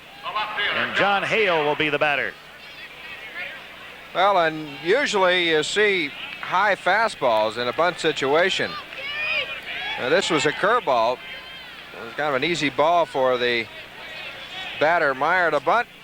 So the sacrifice works, moves the runners to second and third. And with one down, it'll bring up the left fielder, John Hale. Wolf in on the edge of the grass at third. Carew about halfway in at first. Smalley pulled over towards the bag at second for Hale, a left-handed batter. Hale has a rip at the first pitch, doesn't get it. The outfield just about straight away for Hale. Ford maybe pulled a step or two over towards right center.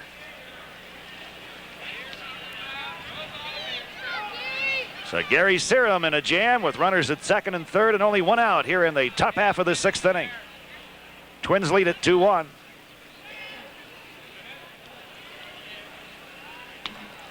Upstairs and wide.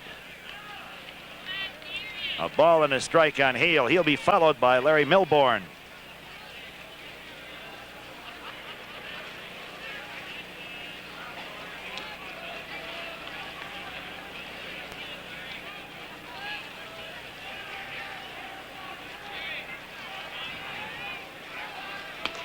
Again, Gary misses outside. 2 balls and a strike.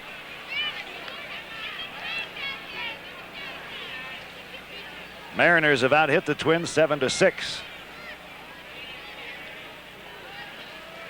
But the Twins lead them by 1 in the runs department. On the inside corner, 2-2.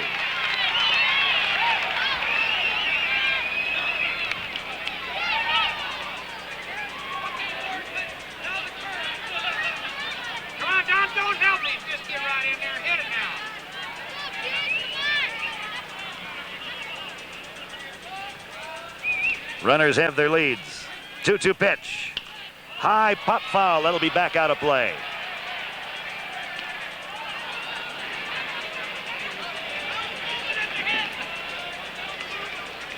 Count remains 2-2.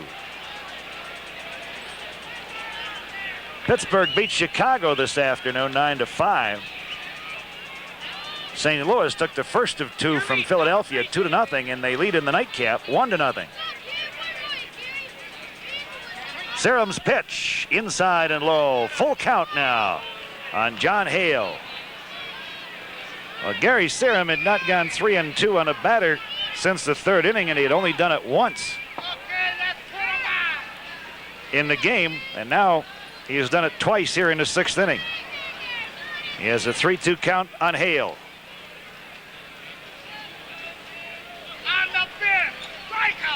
Changed up on him, and he fouls it off to the right.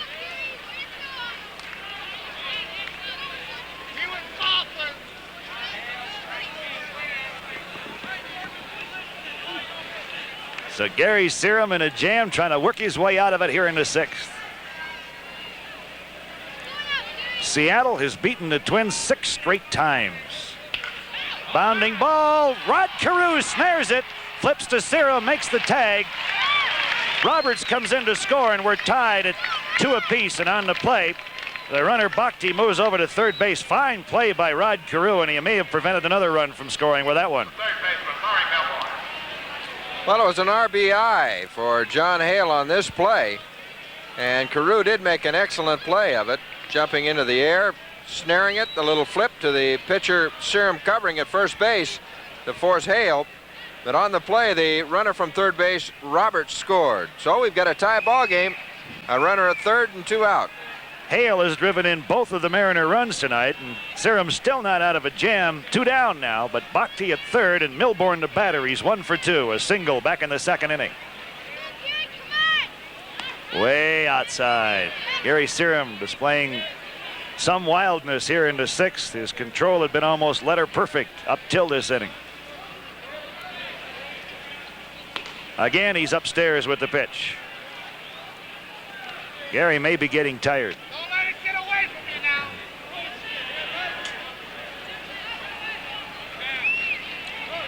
Keep it under control.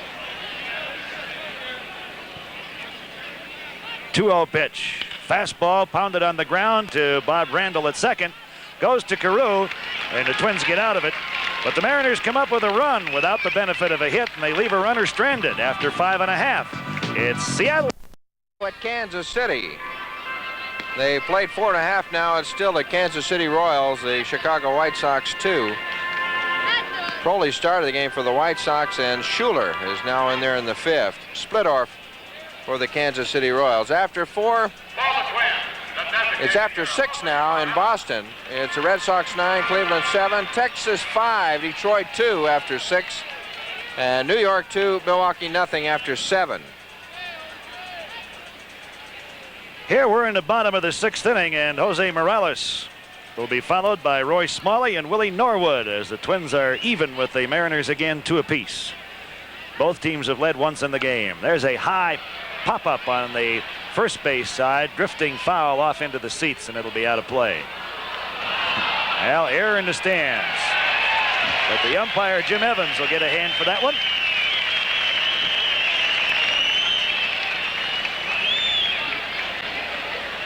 Morales is 1 for 2 in the game. He got a single in the 4th inning, got as far as second base, and was left stranded there. He hit what may have been the hardest hit ball of the night in the 1st inning when he drove Rupert Jones to the center field wall before he took the drive off his bat. Some 408 feet from home plate. Falls behind Honeycutt. 0-2. They play Morales to hit the ball to right center field. Jones shaded over into right center, the hole in left center, and down the left field line, and he hits it in the shortstop hole to the left side. Jose around first with his 2nd hit of the night, and he's on to lead off the 6th inning. The shortstop, Roy Smalley. Well, there was no way Reynolds was going to get to that ball playing where he was playing, Armand. He was pulled over to the bag at second in the shortstop spot. 2 very well hit balls by the designated hitter, Jose Morales. Now Roy Smalley, 0 for 1 in the game. He grounded out in the 2nd and sacrificed in the 4th after Morales singled in that inning. Roy has hit safely in 12 out of the last 13 games. That'll be a wild pitch. Gets all the way back to the backstop, and Morales is down to second. So Smalley, who was up there to sacrifice, let it go, and Morales moves to second base anyway.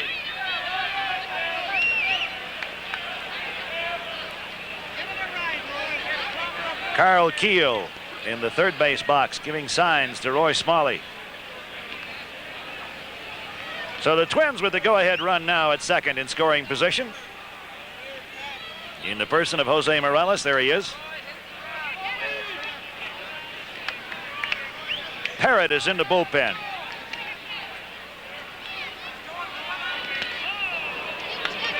Two balls, no strikes, and Roy Smalley.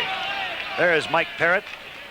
He relieved for Seattle last Thursday night and did a fine job for the Mariners. Seattle dugout. Weststock.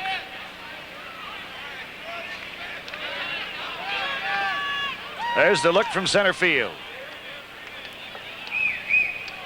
The outfield for Roy just about straight away. He bunts it foul down the first base side. That time Roy may have been bunting for the base hit, but that would be only a guess. He may have been under orders to try to move the runner over to third. Willie Norwood swinging a bat in the on-deck circle. Kansas City leading Chicago 8-2. So if the Twins can win this one, they would regain sole possession of 5th place. That's after 5, Kansas City, Chicago. And the Yankees have scored, and they now lead Milwaukee 2-0 in the 7th. The 2-1 pitch to Smalley. Inside, ball 3. 3-1 on Roy Smalley. Nobody out. Morales is at second. We're tied at 2 apiece.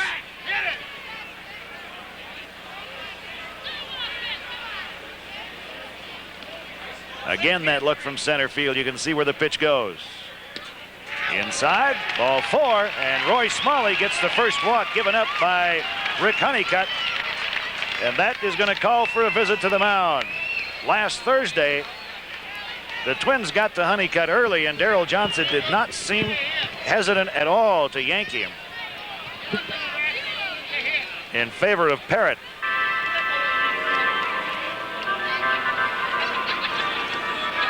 There you see the gathering. Now Honeycutt still has the ball. And Johnson's going to leave him in. So the Twins now with runners at first and second. Smalley on at first with the walk. Morales, who singled and went to second on a wild pitch. And Willie Norwood, who is 1 for 2 in the game. He homered in the second, his 7th of the year. And then struck out in the 4th.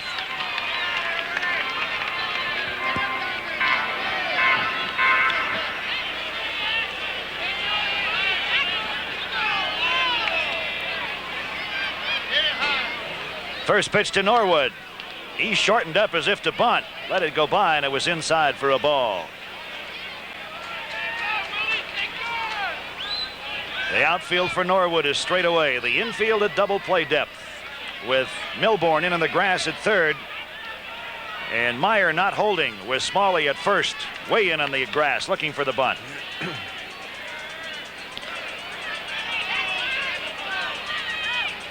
There's the bunt, foul back. A ball and a strike. Boy, Meyer is right on top of Willie Norwood. The shortstop Reynolds is only playing about 4 or 5 steps off the bag at second. There's a huge gaping hole on the left side of the infield. Just in the upper left-hand corner of your screen, you can see the shortstop Meyer. Now look at that, all that space over there. See whether Norwood is still up there to bunt. Yes, lets it go, and it's low inside. 2 balls and a strike. Well, Meyer's right on top of the ball, but the ideal place to bunt the ball, of course, is to the third baseman, Milbourne. Right. This has been one of the big problems for the Twins this year, is execution in plays just like this, to get those runners up there. The bunt, good one, and they're going to let it roll. Now Honeycutt picks it up. He threw it by wide, and Cruz, the second baseman, was pulled off the bag at first. Cruz, the second sacker, was over covering the bag at first, and the first base umpire, Jim Evans, says the throw pulled him off the bag, and the bases are loaded with nobody out. Nobody went after it at first, Harmon. Well, it's an error on the pitcher, and you'll get another look at it. The ball was bunted right between Honeycutt and the first baseman, Danny Meyer. Neither one of them wanted to go after it. Now Honeycutt finally got the ball, and the throw, as Joe said, pulled the second baseman, Cruz, off the bag. There it is, right there. That'll be a sacrifice and an error. So the Twins have the bases loaded, nobody out, and Larry Wolf is the batter. Morales is at third, Smalley at second, Norwood at first. Wolf 0 for 2 in the game, has struck out and grounded out. And now, just as Gary Thurham was a jam in the top half of the 6th inning, young Rick Honeycutt is in a peck of trouble here in the bottom of the 6th. Honeycutt looked into the Mariner dugout to see whether he should take his windup or take a stretch. He's going to take a full windup. Looping ball into left center field, going to drop. That'll score 1. Smalley will be held up at third. Throw comes in, the sacks are still loaded, and the Twins lead it 3-2 as Larry Wolf comes through with an RBI single. Morales scores, Smalley to third, Norwood to second, and Wolf is on at first, and that is going to be all for Honeycutt. Well, there's another look at it. Not a real hard hit ball, just kind of a looping line drive that fell in front of the center fielder, Rupert Jones. And on the play, Morales scored, and Smalley was held up at third base. So we still have the bases loaded and nobody out, and we're going to see a relief pitcher. Honeycutt will depart the game here in the 6th inning. Wes Stock, the pitching coach of the Mariners, along with Plummer, the catcher. Number 20 is Mike Parrott coming in to relieve Honeycutt. Parrott coming into a tough situation here with nobody out and the bases still loaded. And he's pitched in relief. This is his 14th appearance. He's started 9 ball games.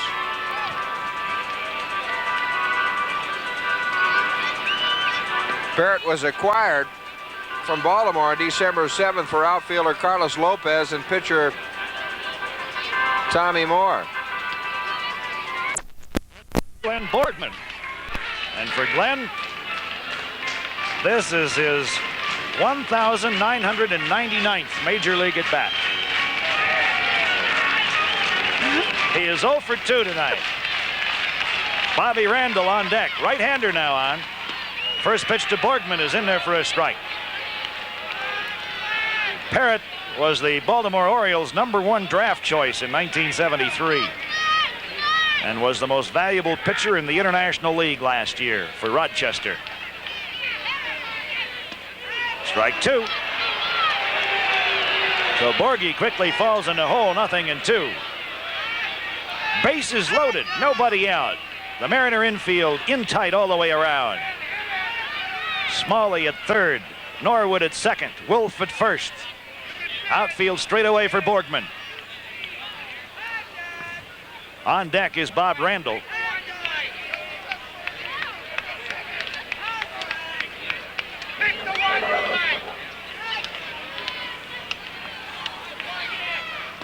Breaking ball misses low and outside. A ball and 2 strikes to Glenn Borgman.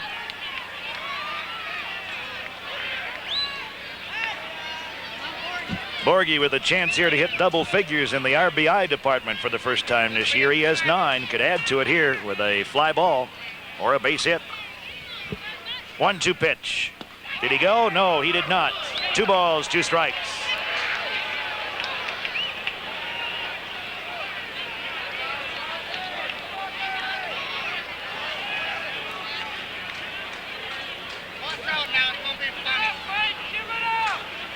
Parrott, 23 years old, 6'4", 205 pounds. He's ready. Outside again, and Borgman, who had fallen behind, no balls, 2 strikes, has now worked the string all the way out. 3 balls, 2 strikes. Another pitch out of the strike zone would force in a run. 3-2 delivery. Down low, ball 4. 10th RBI of the year for Borgman. And the margin goes to 4-2 as Parrott walks in a run. That run charged to Honeycutt. Second walk to a Twins batsman tonight. The first by Parrott. Smalley scores. Norwood to third, Wolf to second, and Borgman on at first. Mike Cubbage will come out of the Twins dugout now to bat for Bob Randall. So Bobby leaves the game 0 for 2. Cubby will probably stay in the game and play second base. He has played at second before this year. Mike's average at .302. He has 5 homers and 53 RBIs.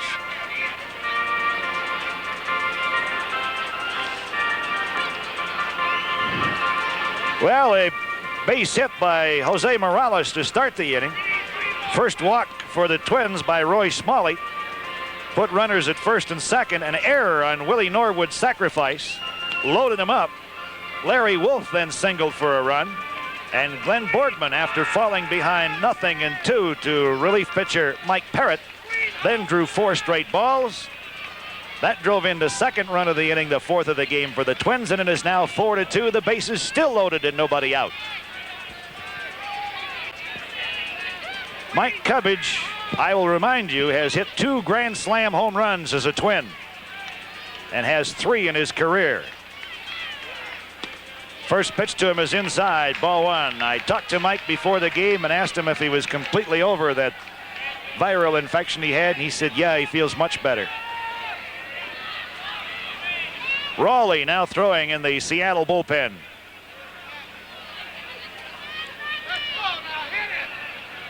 Parrott is ready. Cubbage had a home run rip at that one, but didn't get it. 1-1. I don't think he was going for a base hit, Harmon. I think you're right, Joe. He had that long ball cut on that one. In the days when he used to have button-down shirts, you'll say he popped the 2 pop buttons on that one. Bombo Rivera is on deck, but is doubtful that he will bat with the right-hander on. Drive to right field, deep. Going, it is gone. A grand slam home run for Mike Cubbage. The third of Cubbage's Minnesota Twins career.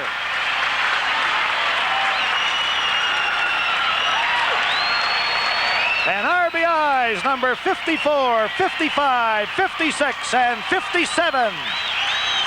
And the Twins jump out in front, 8-2. Can we call him or can we call him?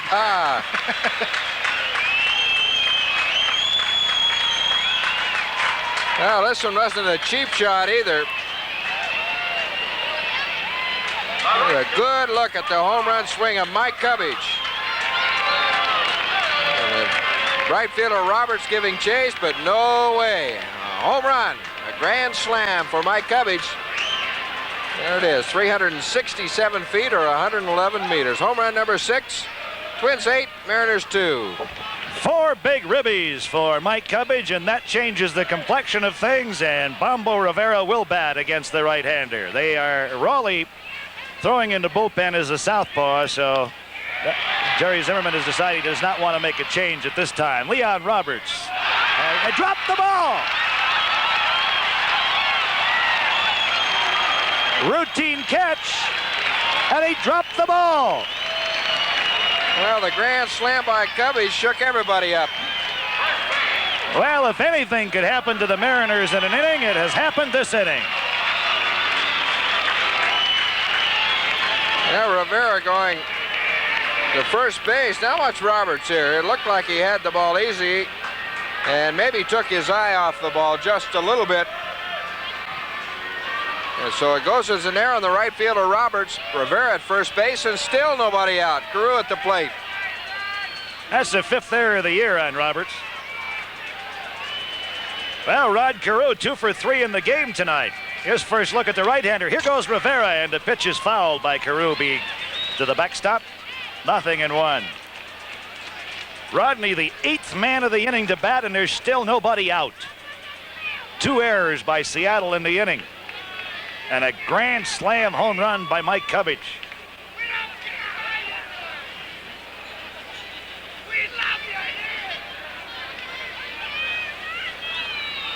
Oh, 1 pitch to Carew. The bunt. Here comes Milbourne. He's never going to get it. Rodney is 3 for 4 tonight. He caught him playing deep for the first time in the game, Harmon, and he really took advantage of it. Well, Rod must have been reading the paper today when he saw that he was down in the batting average department. Oh, he thought he'd just go out and get a few hits tonight. A nice butt. No chance on this one. Third baseman Milbourne says, no way, I'm not even going to try. Hit number 3 for Carew. Runners at first and second, nobody out. Twins with 6 runs in this inning. It'll bring up the center fielder, Danny Ford. Danny, the 9th man of the inning to bat. Still nobody out. Rivera at second. Carew at first. Sliced foul into the seats.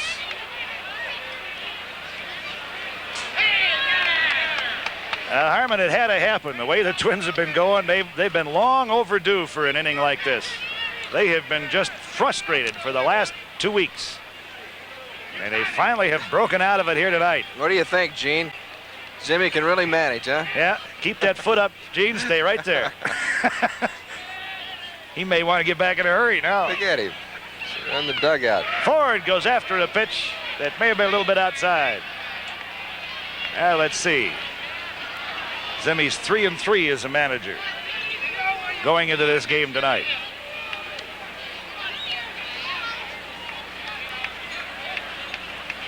8-2. The Twins lead it with 6 big runs here in the 6th, and there's still nobody out.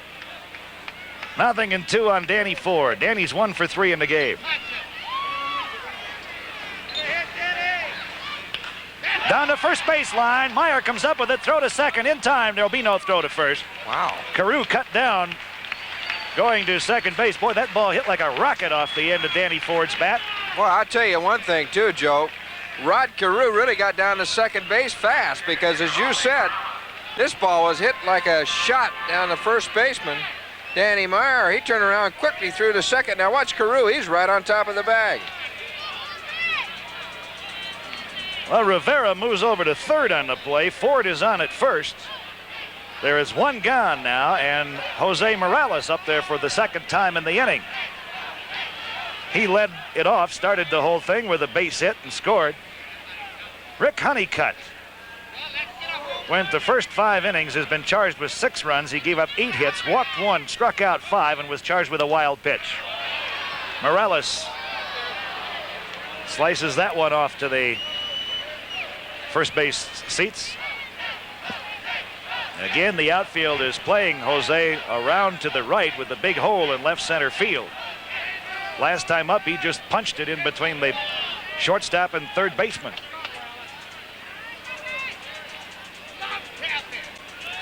Ford bluffed going, and the pitch is upstairs and inside. A ball and a strike. Joe, I've decided I'm going to opt for the red shoes. You like the red ones? Yeah. Okay. Who else wears red shoes? Boston does. Boston, the White Sox, Angels, I guess. 1-1 pitch.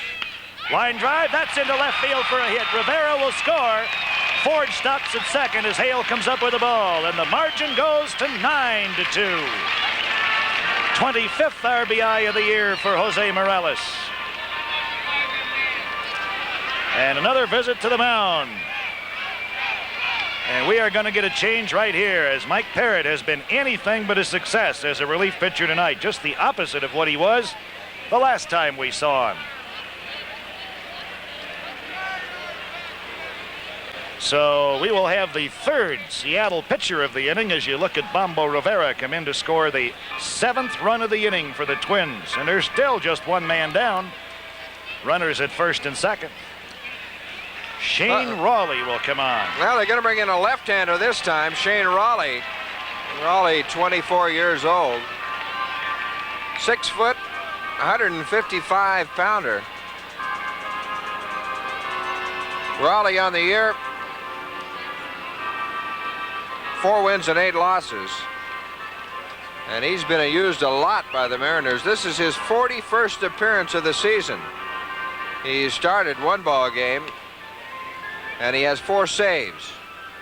Raleigh's pitched a total of 85 in the 3rd innings. He's given up 91 hits, 47 runs, 41 earned runs. He's walked 41 and struck out 52. He has an ERA of 4.32. Shane Raleigh on the mound in relief here in the 6th inning for the Seattle Mariners.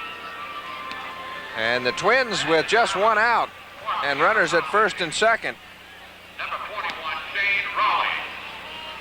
Harmon, talking about pitchers, I talked to Dave Goltz before the game tonight. Dave said his back was a little bit better again today. He said the problem is it's in the lower part of his back.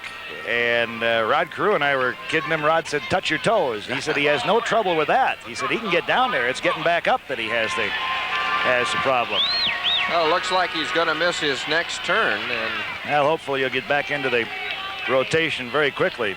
Dave has had one of those years, in and out, off and on.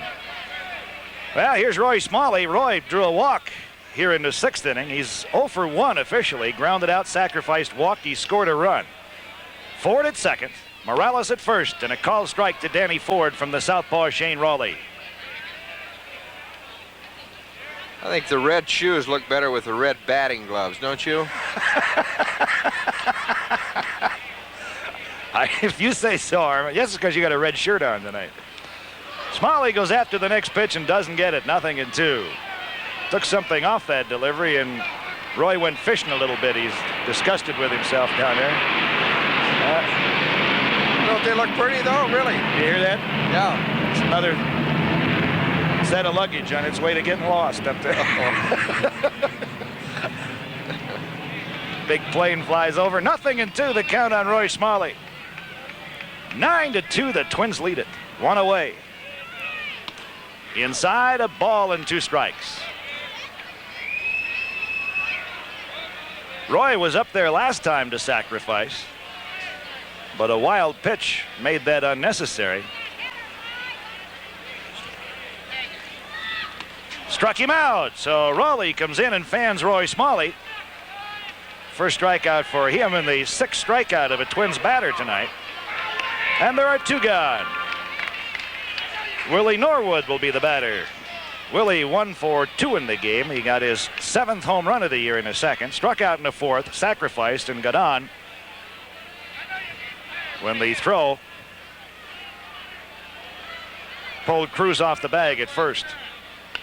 Ground ball to third. Milbourne backs up, fires to second in time to get Morales moving over. And that does it for the Twins in the 6th, but they come up with 7 big runs. And after 6 complete, it's the Minnesota Twins 9 and the Seattle Mariners 2. It off for the Mariners in the top half of the 7th inning as right-hander Gary Serum has now been staked to a big 7-run lead by his Minnesota Twin teammates. A ball and a strike. 9 runs, 11 hits, 1 error for the Twins. 2 runs, 7 hits, and 2 errors for the Mariners. Breaking ball just misses. 2 balls and a strike. Looked like the slider from Gary.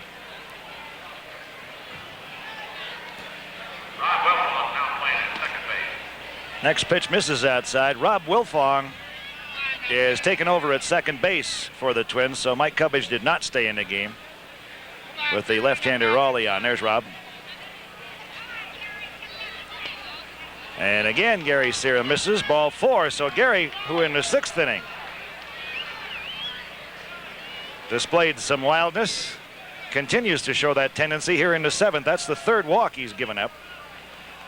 And he had walked no one until the 6th. He'd only gone to a 3-ball count on 1 batter until the 6th inning. Here's Julio Cruz, 1 for 3 in the game. Peels the first one back into the second deck. Cruz with excellent speed.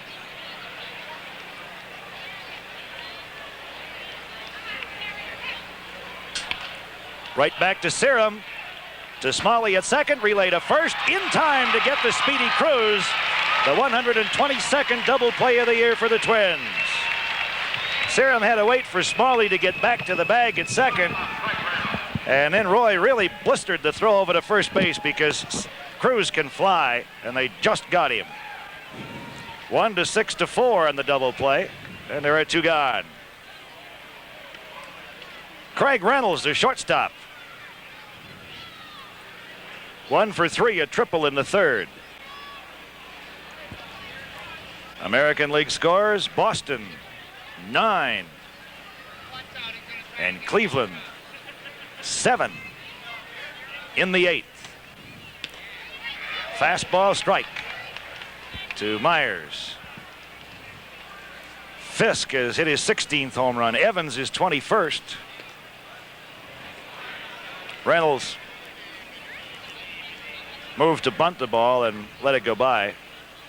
And Jim Rice looks like he's back on the beam, Harmon. Home runs number 26 and 27 for the Red Sox left fielder. There's a ball Smalley can't get to. Just past his backhand effort. So Reynolds is on with a single.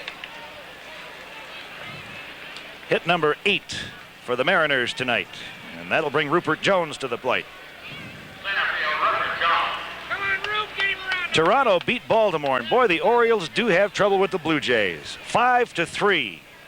Toronto over the O's. Underwood won his 6th. Flanagan lost his 10th. Carty and Woods homered for Toronto and May for Baltimore. First pitch to Jones is low and outside, a ball. Yankees lead Milwaukee 3-0 after 8 now. The Brewers for their last rips in the 9th. Texas leading Detroit 8-2 with Detroit batting in the last of the 8th.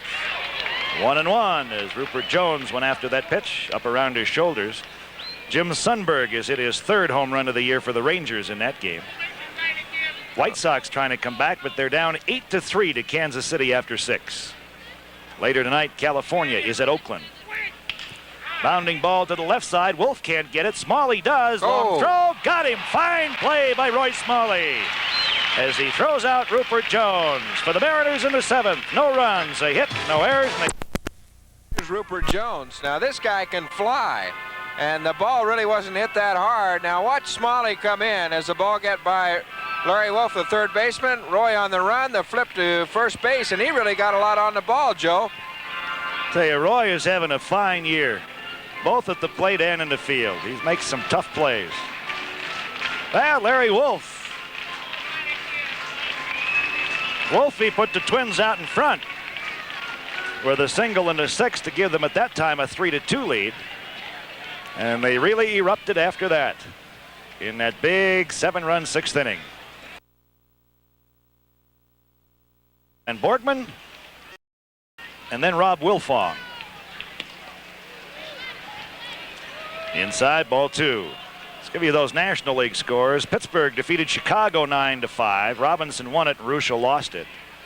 Parker his 17th home run for Pittsburgh. Milner and Johnson homered for Chicago. 3-0 now. They count on Larry Wolf. Shane Rawley, the 3rd Seattle pitcher of the night on.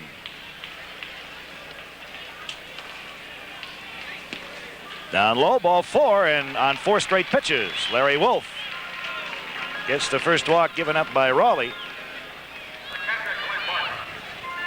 So the Twins get their leadoff man on here in the 7th, and Glenn Borgman. And let's see, I said it was his 1,999th at bat the last time. Well, it is this time too, because he ended up walking the last time, and that's not an official at bat. So he's still too shy of that 1,100 mark.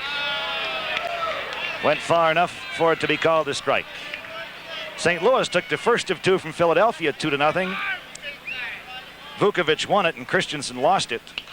Foul back by Borgie into the seats right in front of us. 0-2 on Glenn Borgman. Glenn got behind the relief pitcher Mike Parrott, 0-2, and then worked him for a walk to drive in a run and push the Twins margin to 4-2 in the 6th inning. So he's 0 for 2 in the game. Couple of strikeouts. Pulled foul to the 3rd base side. Count holds, no balls, 2 strikes. Second game of that doubleheader. After 4.5, St. Louis leads the Phillies 5-1. So the last place Cardinals giving the first place Phillies a lot of trouble tonight. This one hit fairly deep to center field, but Jones has plenty of room and he makes the catch. Borgie got underneath it. So there's 1 gone. Larry Wolf returns to the bag at first. And Rob Wilfong will be the hitter. Robbie up for the first time tonight. .288 average. He has 1 homer and 8 RBIs on the year.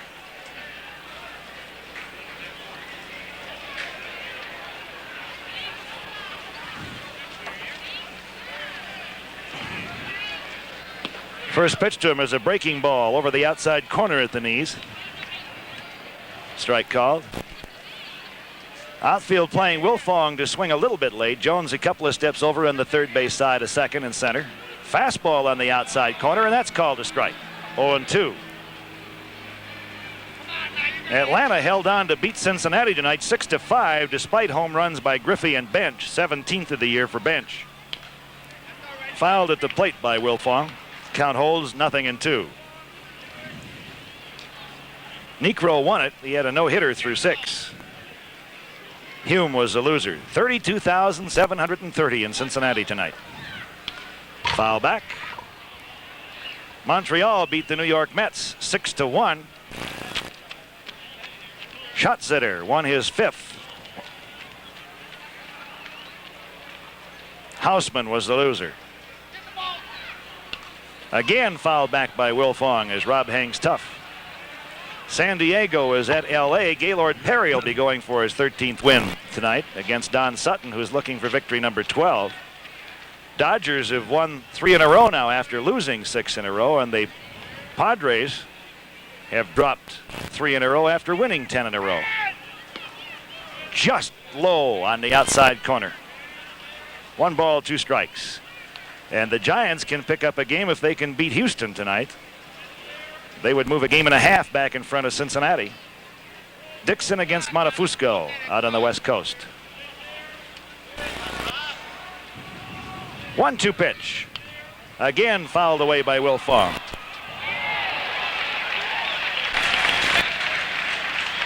Well, some Twins clinics coming up. Hayward, Wisconsin, Friday at 5 o'clock at the high school baseball field.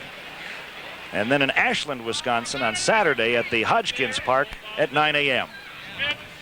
Outside, 2 balls, 2 strikes. So Hayward on Friday, 5 p.m. and Ashland on Saturday at 9 a.m.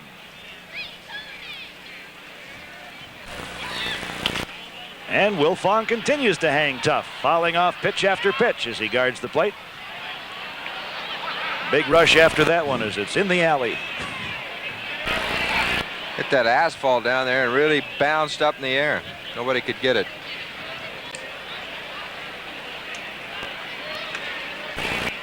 Raleigh is ready. Oh. Hit him. Right in the middle of the back.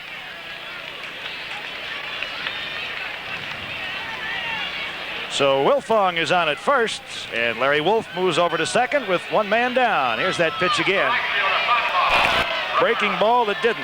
Well, Rob didn't try to get out of the way too much. Just stayed there and took the ball in the middle of the back. So 2 men on, 1 man down, and Bombo Rivera the batter. Bombo 1 for 4 in the game. Has scored a couple of runs.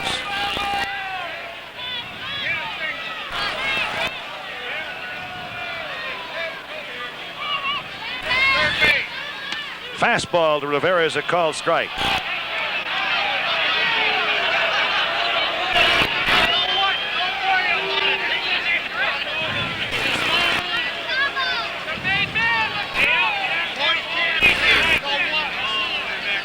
Oh, 1 pitch. Bounding ball to third. Milbourne steps on the bag. Throw to first base. Not in time. Wolf is forced at third. Wilfong goes over to second, and Rivera is on the fielder's choice. And Rod Carew comes to the plate with 2 gone. Runners at first and second. Rod is 3 for 4 tonight and has an RBI. As you Look pretty. and the red I'm going to shoes. tell Rod that.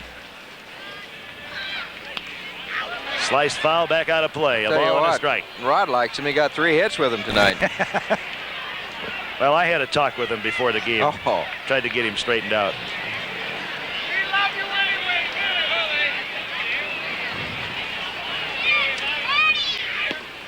Get it, 2 balls and a strike now on Rod Carew. With 2 gone, the infield playing back with the exception of Milbourne, who's not going to get caught again, Herman. Rod bunted on him the last time, and he's about 3 steps in the grass at third. And he sliced it right over his head into left field. They're waving the runner around second. Headed for the plate. The throw is cut off. And the Twins' margin goes to 10-2 as Carew is 4 for 5 tonight and has 2 RBIs. Wilfong scores all the way from second. Rivera stops at second. Well, Rod last night was 0 for 7 in that long 14-inning ball game. And he started off this ball game grounding out and then just picked up 4 straight hits. And there's Wilfong scoring run number 10 for the Twins. There he is, Rod Carew.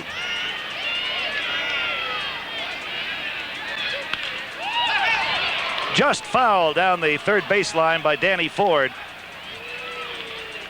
Danny's 1 for 4 in the game tonight, and he has an RBI. For Danny, that's his 65th RBI of the year, and it'll push him into 5th place in the runs batted in column in the American League.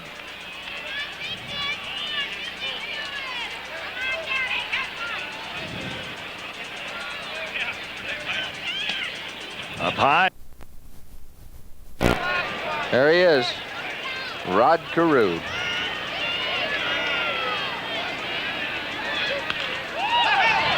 Just fouled down the third baseline by Danny Ford. Danny's 1 for 4 in the game tonight, and he has an RBI. For Danny, that's his 65th RBI of the year, and it'll push him into 5th place in the runs batted in column in the American League.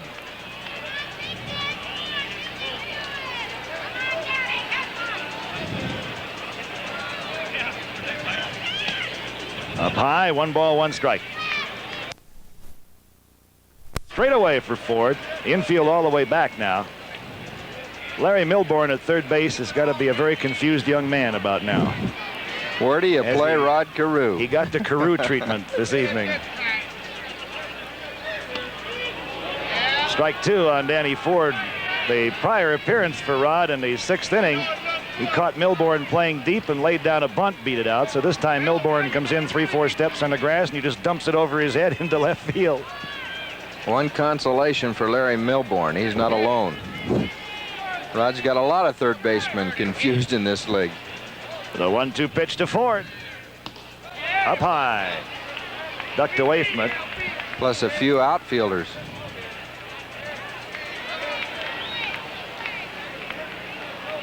Tom Bergmeyer was telling about the Boston Red Sox pitchers meetings before the game, and he said when they get to Rod Carew, he said they don't even bother to waste time discussing him because they know he's going to get his hits anyway. They just pass him on by.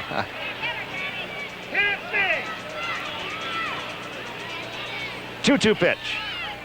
Struck him out. So Raleigh comes back to get Danny Ford on strikes, but the Twins come up with another run. They lead the Mariners 10-2. Mariners 2-8-2. The Twins 10 runs on 12 hits and 1 error. Leon Roberts, excuse me, Joe. Okay, Leon Roberts leads it off for the Mariners here in the top half of the 8th inning as they're on the short end of a 10-2 count now. Roberts, 1 hit and 2 official at bats tonight. He scored a couple of runs. Single scored in the 2nd. A fly ball out to right in the 3rd, and he walked and came around to score in the 6th. You were working jumps out your in front of him, 0-2. you were working your calculator very hard there. Did you come up with anything? Well, unless Al Oliver's had himself a heck of a night, Rod Carew's back in front in the batting race. He's raised his average 6 points tonight. That's foul down the third base side. Rodney back up to 329 now. He went into the game hitting 323.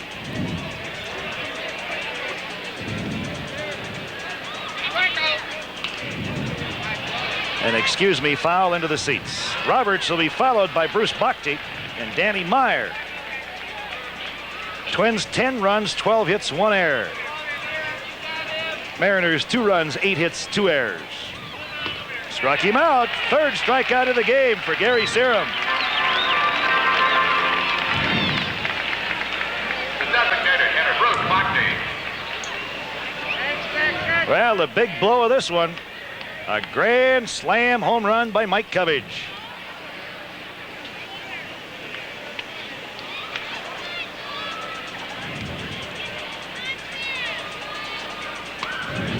First pitch to Bhakti goes outside. 1 ball. No strikes.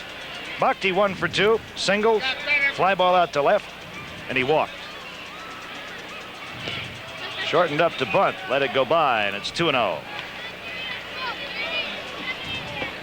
Cubbage hit his first grand slam home run as a Twin on July 7th, 1976 against Milwaukee. We televised that one.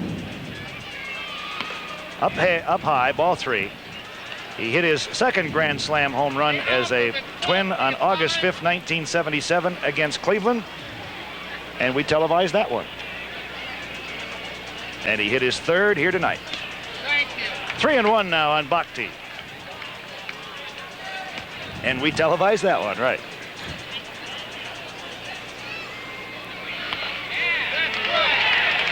Three and 2 as Serum, who fell behind Bhakti, 3-0, comes back to run the string out now. 3 balls, 2 strikes. Ground ball to first. Rod Carew digs it out, says he'll take it, and does. 2 gone. Harmon, that home run tonight by Mike Cubbage would be his 4th Grand Slam home run in the major leagues. He hit one as a Texas Ranger also. So he has 4 overall and 3 as a Twin. Joe, we did not televise the one as a Texas Ranger. You never cease to amaze me, Joe.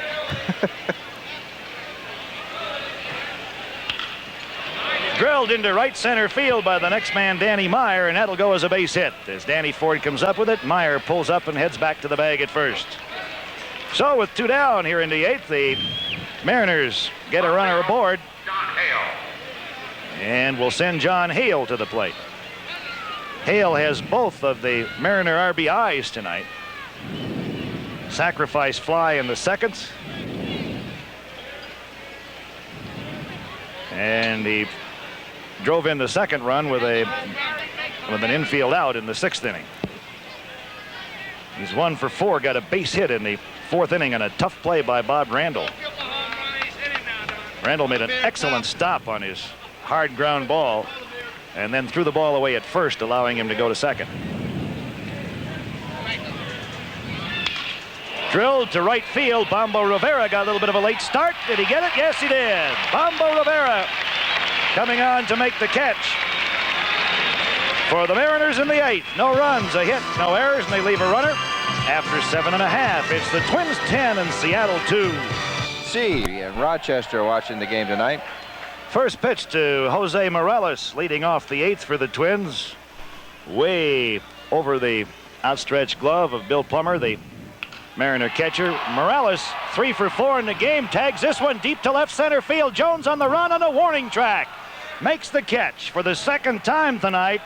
Rupert Jones has made a fine running catch on a drive off the bat of Jose Morales. Boy, he has stung the ball hard tonight, Harmon. Oh, he has. Those base hits he got were not cheap hits, and that ball, as you say, Joe, is hit very hard.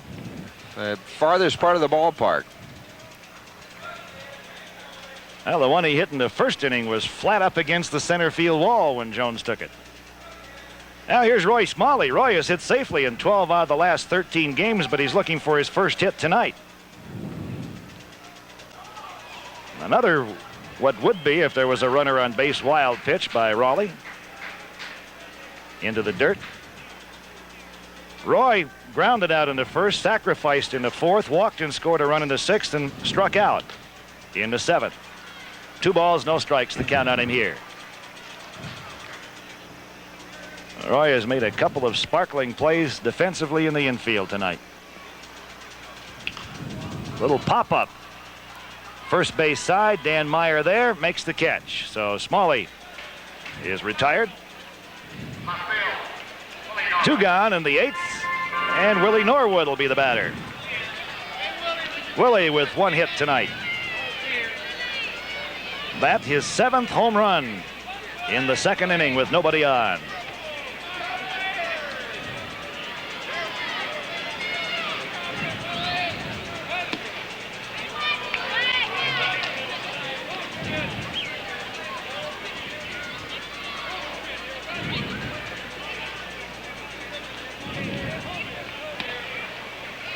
Second pitch misses. 2 balls, no strikes. Outfield shaded to left for Norwood. Well, the Yankees beat Milwaukee tonight 3-0. Up the middle. On into center field, and Norwood has his 2nd hit of the evening.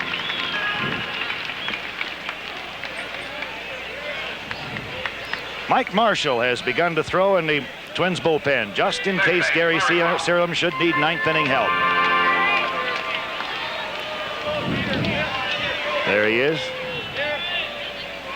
Well, you think how many saves Mike has for the Twins, and that total that Suter has. It's got to be amazing for the Cubs. 22.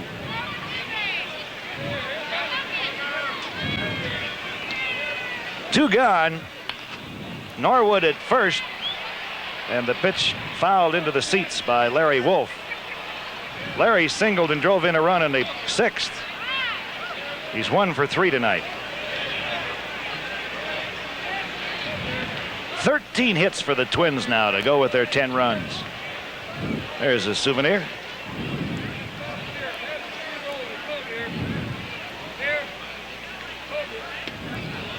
Larry Wolf falls behind Shane Raleigh. No balls, 2 strikes. Don't forget, the Mariners and Twins will be right back at each other tomorrow night here at the Met. Beautiful weather in the Twin Cities. Come on out and see yourself a ball game. Ground ball to short. Relay to second for the force on Norwood moving over, and the Twins are retired in the 8th. No runs, a hit, no errors, and they leave a runner. After 8 complete, the Twins 10, Seattle 2. That's for state. For the Mariners, here in the top half of the 9th inning, Larry Milbourne will lead it off. He'll be followed by Bill Plummer and Julio Cruz. First pitch to Milbourne. He laces into left center field on the Twins' new pitcher, Mike Marshall. Norwood can't come up with it. Ford does. And Milbourne is in at second with a stand-up double to lead off the 9th. So Mike Marshall, who comes on in relief of Gary Serum, is greeted by a line shot into left center field, and the Mariners have a runner on with nobody out to start out the 9th inning. Gary Serum went the first 8, gave up 2 runs on 9 hits. He walked 3, struck out 3. And right now, Gary stands to be the winner of his 5th game. So on another occasion this year, Gary Serum, taking the regular rotation of Dave Goltz, has come through with a fine effort when the Twins needed it most. 5-11 Marshall's record on the year. 2.97 ERA. Here's Bill Plummer, the catcher. He's 0 for 2. Fastball in there but down low. Want to thank our crew tonight. Our cameras have been handled by Cliff Benson, Tom Miller, A. Michael Young, and Steve Reedy.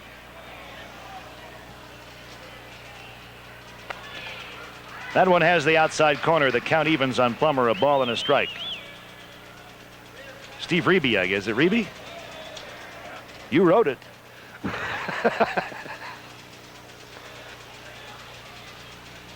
Our audio's been handled by Charlie Price. Ground ball to third. Wolf has it, checks the runner, and throws Plummer out. Midwest Federal and WTCN TV have purchased the broadcast rights of Minnesota Twins baseball games for the pleasure and convenience of the viewing audience.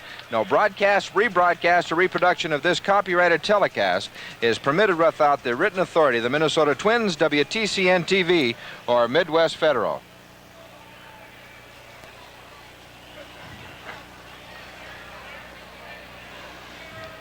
The batter, Julio Cruz.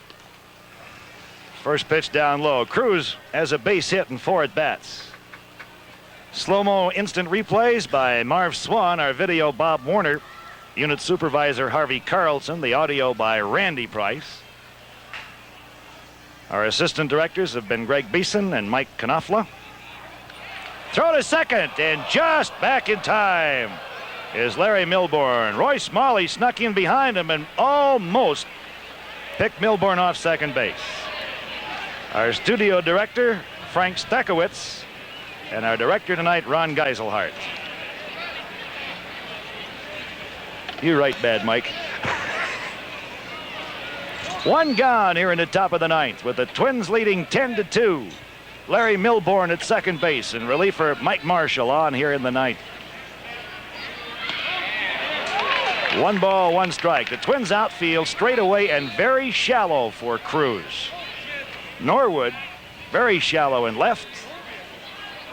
Rivera about midway in right.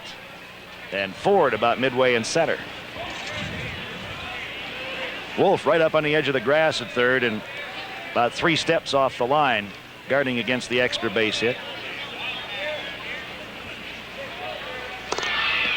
Changeup comes inside. May have been to Scroogie. 2 balls and a strike.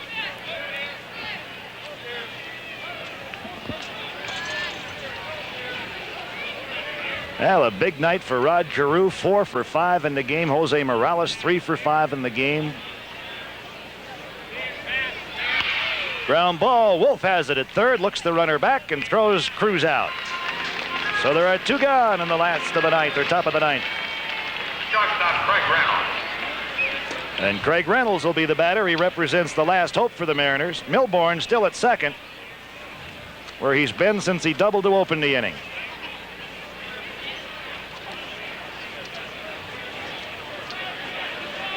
And of course, the biggest blow of all for the Twins tonight, Mike Cubbage's third career Grand Slam home run as a Twin and his fourth as a major league ball player.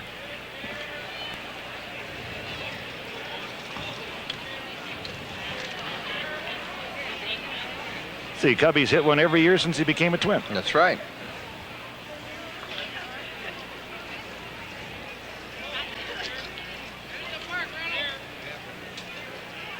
Craig Reynolds, the shortstop. 2 for 4 in the game. First pitch is upstairs and a little outside. There's Mike Marshall.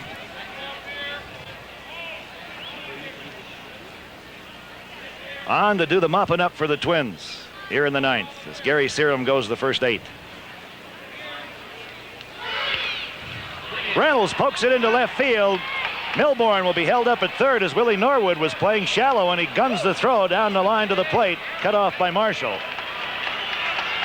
So Reynolds is on at first with his third hit of the night for the Mariners, but they do not score as they did not elect to take the chance of sending Milbourne home. There you got a good look at the screwball thrown by Mike Marshall, and Reynolds handled it very well. He slapped it right in the hole between short and third. Base hit for Reynolds. We have runners at first and third, 2 out here in the 9th inning. Here's Rupert Jones. He's 1 for 4, a double in the third, with runners at first and third now here in the top of the 9th. Fastball inside, ball 1. Did he go? No, he didn't. The plate umpire, Rich Garcia, checks with third base umpire Marty Springstead. So the Mariners making it tough on the Twins here in the top of the 9th, refusing to roll over and play dead, despite the fact they're down by 8. Marshall slips that one in over the outside corner, but down too low. 2 balls, no strikes. Well, don't forget our next Twins telecast, the 15th of August. From Cleveland, 6:30. Game time, hope you'll be along. There's a high pop-up in the infield. Roy Smalley calling for it, waving everybody off, and that does it. For the Mariners in the 9th, no runs, 2 hits, no errors, and 2 men left. The final score, the Minnesota Twins defeat the Seattle Mariners 10-2. We'll be back with a wrap-up in just a moment.